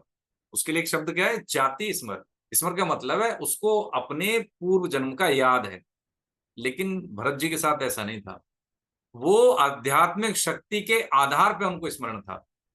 देखिए, हम इस जीवन में हमने क्या है, कक्षा 1 से पढ़े, नर्सरी से पढ़े, पीएचडी की, ठीक है। कोई भी सांसारिक विद्या है या विधा है, उसके लिए हमें हर जन्म में शुरू से लेके हमें प्रयास करने होते हैं। ठीक है। ये कर्मयोग का मतलब समता जो हमने समझी है, बिना कुछ चाहे निष्कामता के साथ कर्म करने से जो उपलब्धि होती है वो क्या होती है? समता। ये करेंसी है समता। इसका नाश नहीं होता। ये इस जीवन में मान लीजिए 100 मानक मान लें हम समता के, और हमने प्रयास कहां तक हमारी अचीवमेंट हो गया? 70 तक। तो हमारे अगले जीवन में जो यात्रा शुरू होगी 71 से होगी, 71 से होगी, एक से नहीं होगी। अब समझे उसके पीछे का साइंस ये है। जड़ भरत जी का बाद में भरत जी, राजा भरत जो थे, वो हमारे देश का नाम उन्हीं के नाम पे पड़ा। निष्काम भाव के महान हमारे राजा हुए देश के। तो जब वो विरक्त होके अपना राज्य भी अपने पुत्र को नहीं दिया, शकुंतला के पुत्री जो थे भरत भरत, अपना पुत्र उपयुक्त नहीं दिखा, दूसरे को दे दिया राज्य और चले गए। माता ने शंका की तो उन्होंने कहा, माँ तुम जानती हो कि मैं उपयुक्त नहीं है मेरा बेटा, तो मैं क्यों राजा बनाऊं? नहीं, ये नहीं बनाएंगे। और वो चले गए तपस्या के लिए। तो क्या हुआ कि उनके कुटी के सामने दिख रहा था कि एक जो हिरणी है गर्भावस्था में थी, पीछे उसको शेर है। तो जब उसने छलांग लगाई एक नदी को पार करने के लिए, छोटे से झरने को, तो उसको छलांग तो लगा ली, लेकिन प्रसव पीड़ा के कारण उसने बच्चे को जन्म दिया और उसको फिर क्या हुआ? मर गई, वो मृत्यु हो गई। वो ये दृश्य देख रहे थे और उस बच्चे को उठा के ले आए। अब देखिए दो चीज समझ रहे हैं आपके हिसाब से। एक तो क्या है कि ये इसका कभी नाश नहीं होता, दूसरा क्या है कि क्या नुकसान हुआ। दोनों चीज समझ रहे हैं? आपका प्रश्न बढ़िया है। तो क्या हुआ? ले आए। अब वो उसको जो छोड़ के संसार आए थे वही स्थिति उस हिरणी के बच्चे में हो गई है। उसको दूध पिलाना, उसकी देखभाल करना, उसको प्रेम से रखना, बहुत उससे उनका अनुराग हो गया। एक दिन वो बच्चा गायब हो गया, मिला नहीं। अब वो ढूंढते रहे, परेशान हो गए, और उनका शरीर पूरा हो गया। अध्याय 8 में समझेंगे अंतमति सुगति, कि जब शरीर पूरा हो गया और हिरण के बच्चे में चिंतन था, तो उनको किसकी योनि मिली? हिरण की। लेकिन क्योंकि वो भगवान के भक्त थे, उसके बाद भी उनका पतन हो गया, शरीर हिरण का मिला उनको। अब क्या देखें, अब इसका मतलब क्या हुआ है? पतन नहीं हुआ, क्योंकि जो हमारा अंतःकरण है, भगवान सृष्टि में जीव की कामना पूर्ति करते हैं। देखिए समझ ले, सूक्ष्म साइंस है, इस साइंस तक हम पहुंचते नहीं कभी। इसमें क्या है, यदि कोई व्यक्ति अंत समय में भोगों में ही आ सकता है, तो कोई जरूर नहीं है भोगने के लिए मनुष्य शरीर ही मिले। मान लो कोई काम वृत्ति से पीड़ित है, तो उसको ठीक है कुत्ता बनो भाई, उसमें तो कोई भी निषेध नहीं, पूरा चलो ठीक है, काम वृत्ति से संतुष्ट हो जा, तू बंदर बन जाएगा, कुत्ता बन जाएगा, इसमें कोई भी निषेध नहीं है। कोई धन में आ सकता है तो ठीक है भैया, धन में आ सकते हो, धन तो बनेगा नहीं, सांप बन जाएगा बैठ कुंडली मार के, है ना। तो ऐसे ही उनको हिरण में आ सकती थी। अब कुत्ते पालने वाले देख ले प्रभु जी। हाँ, इसलिए जिस घर में जैसा, देखो मैं नहीं मना कर रहा हूँ, शास्त्रों की बात को आपकी सेवा में निवेदन कर रहा हूँ, जीव है पाली, लेकिन जिस घर में कुत्ता रहता है ना, उसका भगवान भी भोग ग्रहण नहीं करते, अशुद्ध है वो, है ना। इसलिए एक सीमा में रह के उसको हम रखें, घर में नहीं, है ना। ये बात समझ में आ गई, ध्यान में आ गई, तो इसलिए हमने आपको निवेदन कर दिया। अब हुआ क्या कि उनको उस अवस्था में भी समता का नाश नहीं होता, शरीर बदल गया, लेकिन उनको बोध था, तो इसलिए सूखी घास खाते थे वो हिरण की योनि में। और नदी में खड़े खड़े होके उन्होंने अपना वो शरीर छोड़ दिया। फिर अगली योनि कौन सी मिली? जड़ व्रत की। जड़ व्रत क्या वो बोलते नहीं थे, उनका नाम जड़ व्रत सिर्फ बोलते नहीं थे, लेकिन क्षमता थी बोलने की। उन्होंने कहा मैं कुछ नहीं, सतर्क हो गए, मैं कुछ न बोलूंगा, ऐसा कुछ नहीं बोलूंगा, मेरा ध्यान सिर्फ अब किस पे? लक्ष्य पे। वो जान गए कि मुझे करना क्या है, जान गए। जैसे होता है ना, कोई व्यक्ति को कोई कम उम्र में ही वो क्या करता है, शास्त्र का ज्ञान है, तो इसका मतलब ये नहीं वर्तमान जीवन कंप्लीट जीवन नहीं, संपूर्ण जीवन नहीं, वो पहले की उसकी संपत्ति है। यही करेंसी है जो यहाँ भी काम आती है और वहां भी। बाकी सारी करेंसियां यहीं रह जाती हैं, कितना ही हो धन संपत्ति ऐश्वर्य है, लोगों से जान पहचान, बहुत बहुत समृद्ध लोगों से, सब यहीं रह जाते हैं, कोई नहीं साथ जाता, किसी की पहुंच वहां तक नहीं है। पहुंच किसकी है? राम नाम को अंक है, सब साधन है शून्य। अंक गए कछु हाथ नहीं, और अंक रहे 10 गुण। भगवान नाम अगर एक भी ले दिया ना, तो ये वहां भी काम आएगा, यहाँ भी काम आएगा। यहाँ रह के वृत्ति शुद्ध करेगा, वहां रह के कल्याण करेगा। बताइए कौन सा घाटा है भैया? राम राम बोले, श्याम श्याम बोले, राधा राधा बोले और खाना बनाए, कौन सी दिक्कत है? लेकिन हम वो करते नहीं है। ये चित्त की वृत्ति से ही हमारा स्वभाव बनता है। अंत काले च मामी, भगवान ने कहा अध्याय 8 में, सारे जीवन साधन किया भरत जी ने, और हम भी करें, लेकिन अंत काल में स्मृति हमारी गलत हो जाए तो योनि हमें वही मिलेगी जो अंत काल में मिली है। जैसे फोटो खींचे, जैसे ही फ्लैश होता है, जैसे हमारा मुंह टेढ़ा है तो टेढ़ा आएगा, बस वही जीव को योनि मिल जाती है। इसलिए सारी उम्र ये प्रयास साधन क्यों करते हैं, साधक क्यों करता है? कि अंत समय में हमें भगवान की स्मृति रहे, जद्दोजहद इसकी है और कुछ नहीं। हम सोचें कि भैया जब कर लेंगे, इंद्रिया काम नहीं करी, काय की चिंतन किसका होगा? जो ज्यादा सोचते हैं उसी का चिंतन होगा। इसलिए सावधानी की जरूरत क्या है कि मनुष्य होनी बड़ी कैसी है, दुधारी तलवार है। इसके द्वारा हम जो कर्म करेंगे वही फल मिलेगा हमें, अच्छे का अच्छा, बुरे का बुरा। तो हमें क्या करना है? भगवत प्राप्ति करनी है, आने जाने से मुक्त होना है, तो हम ऐसे कर्म करें, कर्ज ले नहीं, सबकी सेवा कर दें, निष्काम भाव से कर्म कर दें। तो ये तो आगे का कर्ज लेना हो गया बंद, और भगवान के आश्रय हो जाए। जैसे कोयला हम अलाव में डाल देते हैं तो वो काले से कैसा हो जाता है? लाल। ऐसे ही हम भगवान के सन्मुख हो जीव हो जाएंगे। भगवान के सम्मुख होने से जन्म कोटि अगनाशे, करोड़ों जन्मों के पाप हैं वो नष्ट हो जाते हैं। अपचेत सुदुराचारो भजते मां मन निवार, सुपरलेटिव डिग्री में पाप किए हो, लेकिन वो एक बार कमिटमेंट कर ले, प्रभु देखो हो गया सो गया, अब तो उसको तू साधु ही समझ। कौन कहते? भगवान घोषणा करते हैं, माँ बाप के सामने कहे ना। हाँ, जैसे भाई मान लो सीधी सी बात है सीमा अग्रवाल जी के सामने बच्चा के कहे कि देखो मम्मी देखो ऐसा करो, जो हो गया सो गया, मुझे क्षमा कर दो, तो ये क्षमा नहीं करेंगे? कर देंगे, क्षमा कर देंगे। वो तो हमारे जगत पिता है। ठीक है, तो आज हम थोड़ा सा देखो स्पीड हमारी कम जरूर है, लेकिन एक बात निवेदन यही है कि हम सब लोग इसलिए बैठे हैं यहाँ पे कि हमारे जीवन का एक एक पल निवेश जो हम कर रहे हैं, हफ्ते में 1.5 घंटे 2 घंटे बैठ रहे हैं हम, तो ये ऐसे ही जाया नहीं जाए। इसका हमारे जीवन में इम्पैक्ट, और कैसा इम्पैक्ट? पॉजिटिव इम्पैक्ट दिखना चाहिए। हमारे अंदर थकने की आदत ना हो, हमारे अंदर हारने की, 1000 बार गिरेंगे 1000 बार उठेंगे, हम उठने के लिए, जीतने के लिए आए हैं। सिंपल सी बात है। साधक हारता नहीं है, या तो जीतता है या फिर सीखता है। गीता का साधक की बात कर रहे हैं। सीखेगा, हार गए तो सीख होगी ना, कमी कहाँ रहेगी? वो या फिर जीतेगा, हारेगा नहीं। हाँ ये है। और देखिए हम, देखो जो अनुभव है छोटा मोटा, देखो प्रभु जी वही कहेंगे कि देखा जाए तो हमें जितनी स्वतंत्रता भगवान ने दी उसका हम मिसयूज करते हैं। हम किसी भी, जो भी हमारी रुचि है, क्षमता है, उसके अनुसार हम साधन चुन लें, उसको करें। ठीक है, हम विद्यार्थी हैं तो ब्रह्मचर्य का हम पालन करें, विद्या अध्ययन करें, शरीर को स्वस्थ रखें, कुसंग को छोड़ दें। हम माता पिता हैं तो हमें अपने बच्चों को क्वालिटी टाइम देना चाहिए। समाज का क्या सुधार करेंगे? पहले तो अपना सुधार करें, बच्चों का करें, माता पिता का ध्यान रखें, उनकी सेवा करें, और आसपास वातावरण ध्यान रखें कि हम कैसे बात करते हैं लोगों से, है उनको गीता के सम्मुख करने की कोशिश करें। एकादशी के दिन कभी कभी ऐसा होता है ना, पिकनिक पे जाते हैं साल में 6 महीने में, कभी सोचे कि चलो 24 घंटे कमरे में भजन करते हैं। हाँ एक दिन, हाँ ठीक है, खाना कम खाएंगे, घर में ही खा लेंगे, करके देख, इससे क्या होगा? भजन में वजन बढ़ेगा। है तो बाहर जब हम बोलेंगे वो बात इम्पैक्ट डालेगी सामने वाले को। तो शब्द ज्ञानी है, उसकी बात कभी करके देख लें। साधन नहीं करे और केवल वो भाषण दे, तो उसका जो बोलने का जो भाव है वो उसमें अंतस में सामने वाले के में उतरेगा नहीं। ये सामान्य सी पहचान है, सामान्य सी पहचान। और ऐसा होता है, वो भागवतिक गुण भगवान दे देते हैं उसका, है ना, कि सामने वाले का कल्याण हो।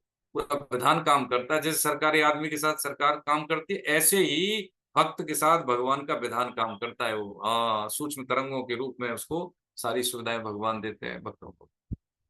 आज हम यही विराम लेते हैं। और दो एक चीजें हमने मैसेज की थी प्रभु जी, कि एक तो क्या है कि हम समय से आए, 7:30 का मतलब 7:30। समय की हम कदर नहीं कर रहे, समय हमारी कदर नहीं करेगा। सिंपल सी बात है। यहाँ पे तो आए, हफ्ते में 1.5 घंटा अपने लिए तो लगाए कम से कम, और रेगुलर रहें।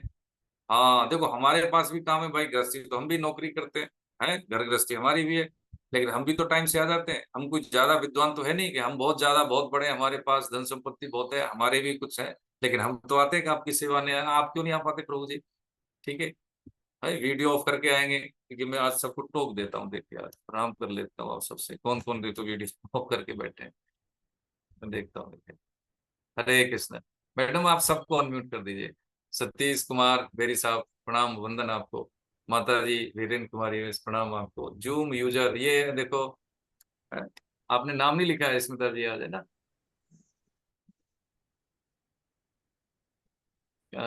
सुषमा गोविल जी प्रणाम आपको। हरे कृष्ण, ये बहुत अच्छी बात है, आप वीडियो ऑन करके सुन रहे हैं, अच्छा लगा। ठीक है, सम्राट जी हरे कृष्ण। बालकृष्ण साहब हरे कृष्ण प्रणाम। कपिल शक्ति जी हरे कृष्ण, वंदन वंदन आपको। ठीक है, बहुत बढ़िया। ठीक है, उषा भसीन जी, हाँ सुमेधा पांडे जी, ठीक, बहुत बढ़िया। निधि जी हरे कृष्ण प्रणाम। आई फोन करके किन्हीं ने लॉगिन किया हुआ है, तो ये आपने अपना नाम नहीं लिखा, प्रणाम आपको, वंदन। लोकेश साहब हरे कृष्ण। नीरज लवानिया जी, नीरज हरे तो कृष्ण। बहुत काफी यूथ है, हमें अच्छा लगा आपके दर्शन करके। मनीष हरे देव कृष्ण। जी हरे कृष्ण। राज नाम से हैं किरण अग्रवाल जी, सुभाष सचदेव जी, कांता गोयल जी, जसविंदर सिंह बलदेव, हरे कृष्ण। नीलू कोहली जी, है ना। देखिए, आप सभी से मेरा निवेदन है, आप समय देते हैं, अगर संभव हो सके, अगर इस पोजीशन में कि मान लीजिए आपको नई वीडियो ऑन करने में सहजता है तो कोई बात नहीं, लेकिन बहुत ऐसे लोग हैं हम जो कि वीडियो ऑफ किए हुए हैं, तो इससे क्या है, हमारी जो ज्ञान इंद्रियां एक्टिव नहीं है, तो वो चीजें रिसीव कम होती हैं। ये मनोवैज्ञानिक सिद्धांत है। किसी भी शास्त्र को या किसी भी ज्ञान को हम ग्रहण करें तो ये सिंपल सी बात है, इसलिए हमारा निवेदन होता है। तो ये हम पढ़ें, गीता की पुस्तक है हमारे पास, तो उसका स्वाध्याय करें, 4 साधन करें, तो इससे ये होगा कि हम हर हफ्ते कुछ न कुछ दूरी तय करेंगे आध्यात्मिक ऊंचाई के लिए। देखिए, जैसे जल का स्वभाव होता है नीचे बहना, ठीक है, ऐसे ही जीव का स्वभाव है भोगों में रत रहना, उसके लिए हमें कोई प्रयास नहीं करने। लेकिन जैसे ही हमें अपने आप को उच्च अवस्था में आध्यात्मिक उन्नति के लिए प्रयास करने होते हैं, तो उसके लिए मन करेगा नहीं, मन के विपरीत कार्य करने होंगे, है ना। तो मन, इंद्रियों इंद्रियों से ऊपर है मन, मन से ऊपर है बुद्धि, बुद्धि से ऊपर होते हैं हम। ठीक है, तो हम कमांड नहीं देते, हमें कमांड लेने की आदत पड़ गई है। इसलिए पहले हम एक निश्चय कर ले, मुझे जीवन जीना कैसे और क्यों जीना है, ये हम सोचें, सुलझ के सोच लें, ठहर के सोच लें, तो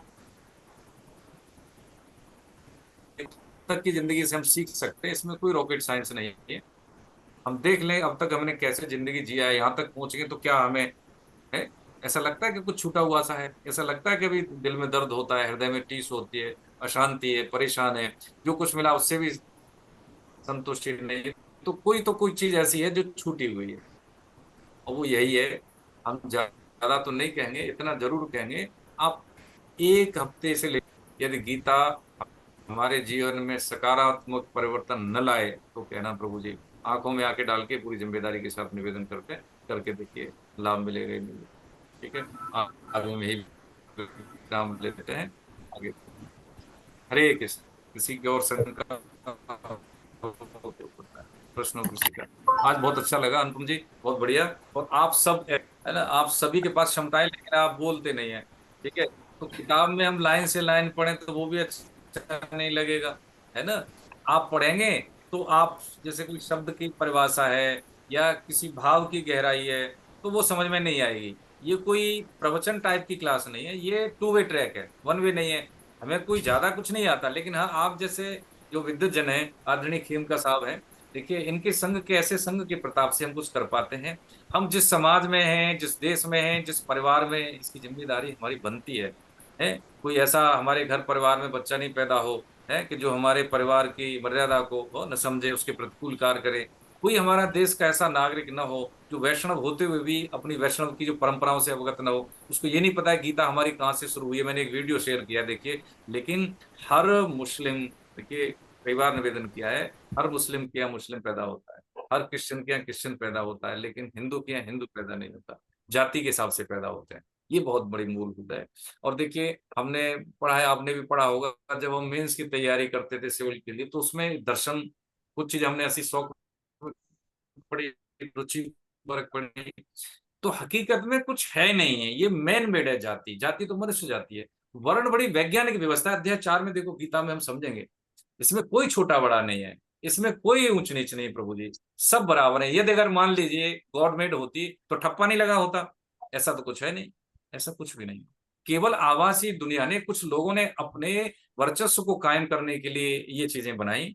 अब तो आप सभी प्रबुद्ध हैं, तर्क से सोचने वाले हैं। इसी परंपरा को ब्रेक करने के लिए तर्कवाद, जब वो आए थे बुद्ध, तब पैदा हुआ। इससे पहले वो आपका देखेंगे तो 8वीं सदी में, बाद में, ये तो 262 ईसा पूर्व में आए थे ना, लेकिन 8वीं सदी में भी फिर तो भगवान शंकराचार्य आए इसी तर्कवाद को लेकर पुनर्स्थापित करने के लिए। लेकिन जब तक हम पढ़ेंगे नहीं, जानेंगे नहीं, भाई कैसे हम किसी को, बताइए, प्रोटेस्ट कर पाएंगे। पढ़े तो सही, एक बार पढ़ लें, गीता पढ़ लें प्रभु जी, लेकिन हम यही कहेंगे कि आप समय दीजिए, अच्छे से पढ़ लीजिए, और ये प्रामाणिकता है। और जब भी कोई बात हम आपकी सेवा में निवेदन करते हैं तो उसके पीछे हम तथ्य देंगे। ऐसे नहीं कि हमारा अपना मनगढ़ंत नहीं है, हम अपनी बात, मतलब अब जैसे 1.5 घंटा बोला है तो मेरे ख्याल से हमने सोच के नहीं बोला, जैसे मैं समझ रहा हूँ, है ना।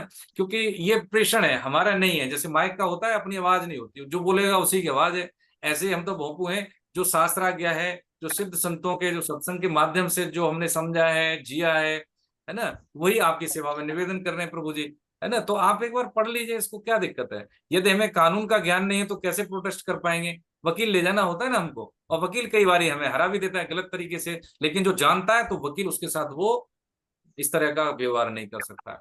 ऐसे ही हमें समाज में क्या उचित है, क्या अनुचित है, क्या भेदभाव सही है, क्या भेदभाव अनुचित है, उसकी जानकारी हमें सबको होनी चाहिए। ये क्या है कि हम अपने ग्रंथों से कट के, काम वर्ग की चीज है, इससे क्या कोई चूक अवस्था का ग्रंथ नहीं प्रभु जी।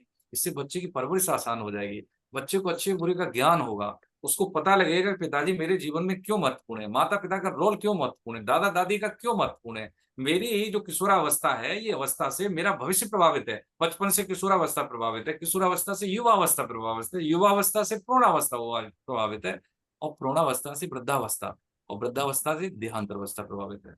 अब अभी जब शरीर दम है और हमने अपने आप को तराशा नहीं, तो उम्र जनित बाध्यताएं भी नहीं रहती। हाँ, इतना ही कष्ट होगा जैसे कि हाथी के गले से माला छिन जाए, शरीर पूरा ऐसे हो जाए, कष्ट नहीं होगा उसको, बस सिंपल सी बात है। अभी जीव भोगों में लिप्त है, अच्छे बुरे के लिए उसको कोई कोई होश नहीं, उसको अपनी इच्छा पूर्ति करने के लिए किसी को कितना ही कष्ट देते हैं, माता पिता को भी कष्ट देते हैं, भाई भाई का साथ नहीं देता, भाई बहन का साथ नहीं देता, क्या अरे भैया ठीक है, आप ले लो, हम दो और कमा लेंगे, बहुत अच्छी बात है, हम किसी की सेवा कर दें, वो सुधर जाएगा। हाँ, वो सुधर जाएगा। रास्ते में कई बार देखें लड़ जाते हैं ट्रैफिक में, नाम है, अरे भैया, हमारे आपको चोट लग जाएगी तो हमको अच्छा थोड़ी लगेगा, है ना। आप, हो सकता है हमसे गलती होगी, लेकिन हम आप दुश्मन थोड़ी हैं, पहली बार देख रहे हैं, हो सकता है दोबारा भी नहीं मिले, लेकिन जाने अनजाने में हो गया, आप बुरा न मानिए, आप भी जाइए, हम भी जाते हैं। हमने कोई जानबूझ के नहीं आपको कष्ट दिया, ये ऐसा हुआ है, मैं प्रैक्टिकल बात बता रहा हूँ, है ना। ऐसे थोड़ी, हम भी समाज में रहते हैं, अच्छे बुरे लोग हमें भी मिलते हैं, आप जैसे सज्जन नहीं मिलते, लेकिन क्या है कि उसको सहन करके उसकी बात को हम तरीके से, उसको रिएक्ट नहीं करें। हम भी रिएक्ट कर देंगे तो वो भी गुस्से हो, लड़ाई होगी। काय के साधक गीता के, गीता का साधक, हाँ, चीजों को देखता है, उसी हिसाब से वो हैंडल करता है, वो सक्षम है, समाज को लीड करने की क्षमता रखता है। इसलिए एक एक आप में से प्रभु जी देखिए, एक एक घर परिवार की तो छोड़िए, एक एक क्षेत्र को लीड करने की आराम से क्षमता रखता है, ये मैं बिल्कुल दावे के साथ कह रहा हूँ। हाँ, एक एक आप में से एक एक।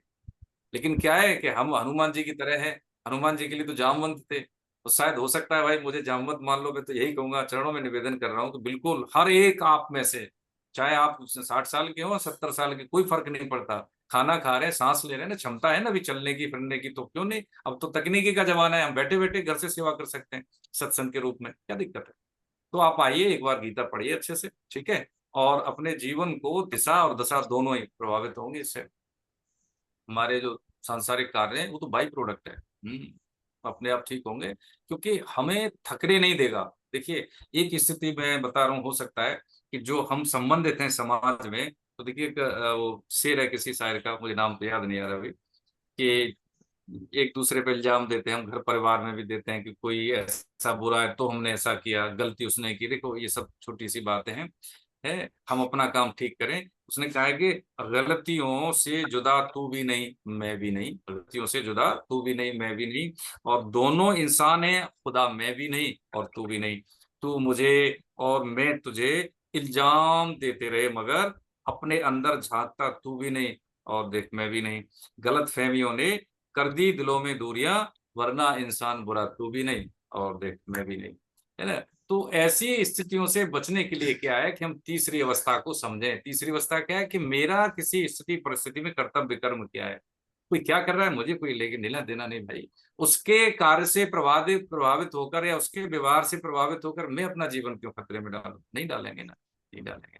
हमारे पास मान लीजिए बहुत सारा पैसा है, कोई 10 रुपए लेके चला जाए तो हम उसके पीछे दौड़ेंगे नहीं, कोई बात नहीं। ऐसे ही कि हम 2-1 मिनट के व्यवहार के लिए अपना पूरा जीवन कष्ट में नहीं बनाएंगे। ठीक है, कर दिया उसने, लेकिन सावधानी ये होती है, सहन की एक सीमा है। घर परिवार में तो अपनों के लिए तो हमें हार जाना चाहिए। मैं एक बात कर रहा हूँ, कोई हमारे धर्म की बात हो, हमारे राष्ट्र की बात हो, हमारी मर्यादा की बात हो, हमारे गुरु की बात हो, तो वहां सहन करने की बात नहीं कह रहे भगवान। कह रहे ना, तेरे परदादा है मार इनको। पाप की बात तो बाप की भी नहीं माननी। हाँ, विनय पूर्वक हमें बतानी है अपनी बात, है ना। राष्ट्र में जैसे हमारे देवताओं के शस्त्र भी है और शास्त्र भी है, तो राष्ट्र की बात हो रही है ना, तो वो अहिंसा परमो धर्म का मतलब आगे की लाइन हमने पढ़ी नहीं है। यदि आवश्यकता हो तो वो हिंसा भी अहिंसा से बढ़कर है। समझे? हम संत नहीं, हम गृहस्थ हैं। हमारे परिवार पे कोई गलत दृष्टि रखता है, माता बहन पे कोई गलत दृष्टि रखता है, तो हम छोड़ देंगे? हम तो गीता के साथ है कि हमें क्या लेना देना नहीं। हाँ, प्रोटेस्ट करना है, और सभ्य साचे ने यानी पूरे 100% प्रोटेस्ट करना है। ये बहुत जरूरी है। ये व्यवस्थाएं हमारे से तो बनेगी, संतान आगे पीढ़ी हमसे कैसे सीखेगी? तो ये कर्तव्य कर्म का निर्वाह हमें सीखना है। ये अप्लाइड गीता है प्रभु जी। गीता गृहस्थों के लिए है, कोई संतों के लिए नहीं। संतों का तो विरक्त है, वो तो ठीक है, लेकिन ये क्या है? मनुष्य जीवन का यूजर्स मैनुअल। ठीक है, तो आप जुड़े रहिए। 1 घंटा 1.5 घंटा, जो भी 1.5 घंटा है ना, 7:30 से 9, तब तक तो हम हफ्ते में एक बार समय निकालें और उपस्थित उपलब्ध होंगे। वीडियो ऑन करके रखेंगे तो हमारे लिए ज्यादा कार्य होगा। ठीक है, हरे कृष्ण। कंक्लूड करते हैं। हरे गोविंद जय जय गोपाल, जय जय गोविंद। जय जय गोपाल, जय जय जय राधा रमण हरे गोविंद, जय जय राधा रमण हरि गोविंद जय गोविंद, जय जय गोपाल, जय जय गोविंद। जय जय जय गोपाल जय जय राधा रमण हरे गोविंद, जय जय राधा।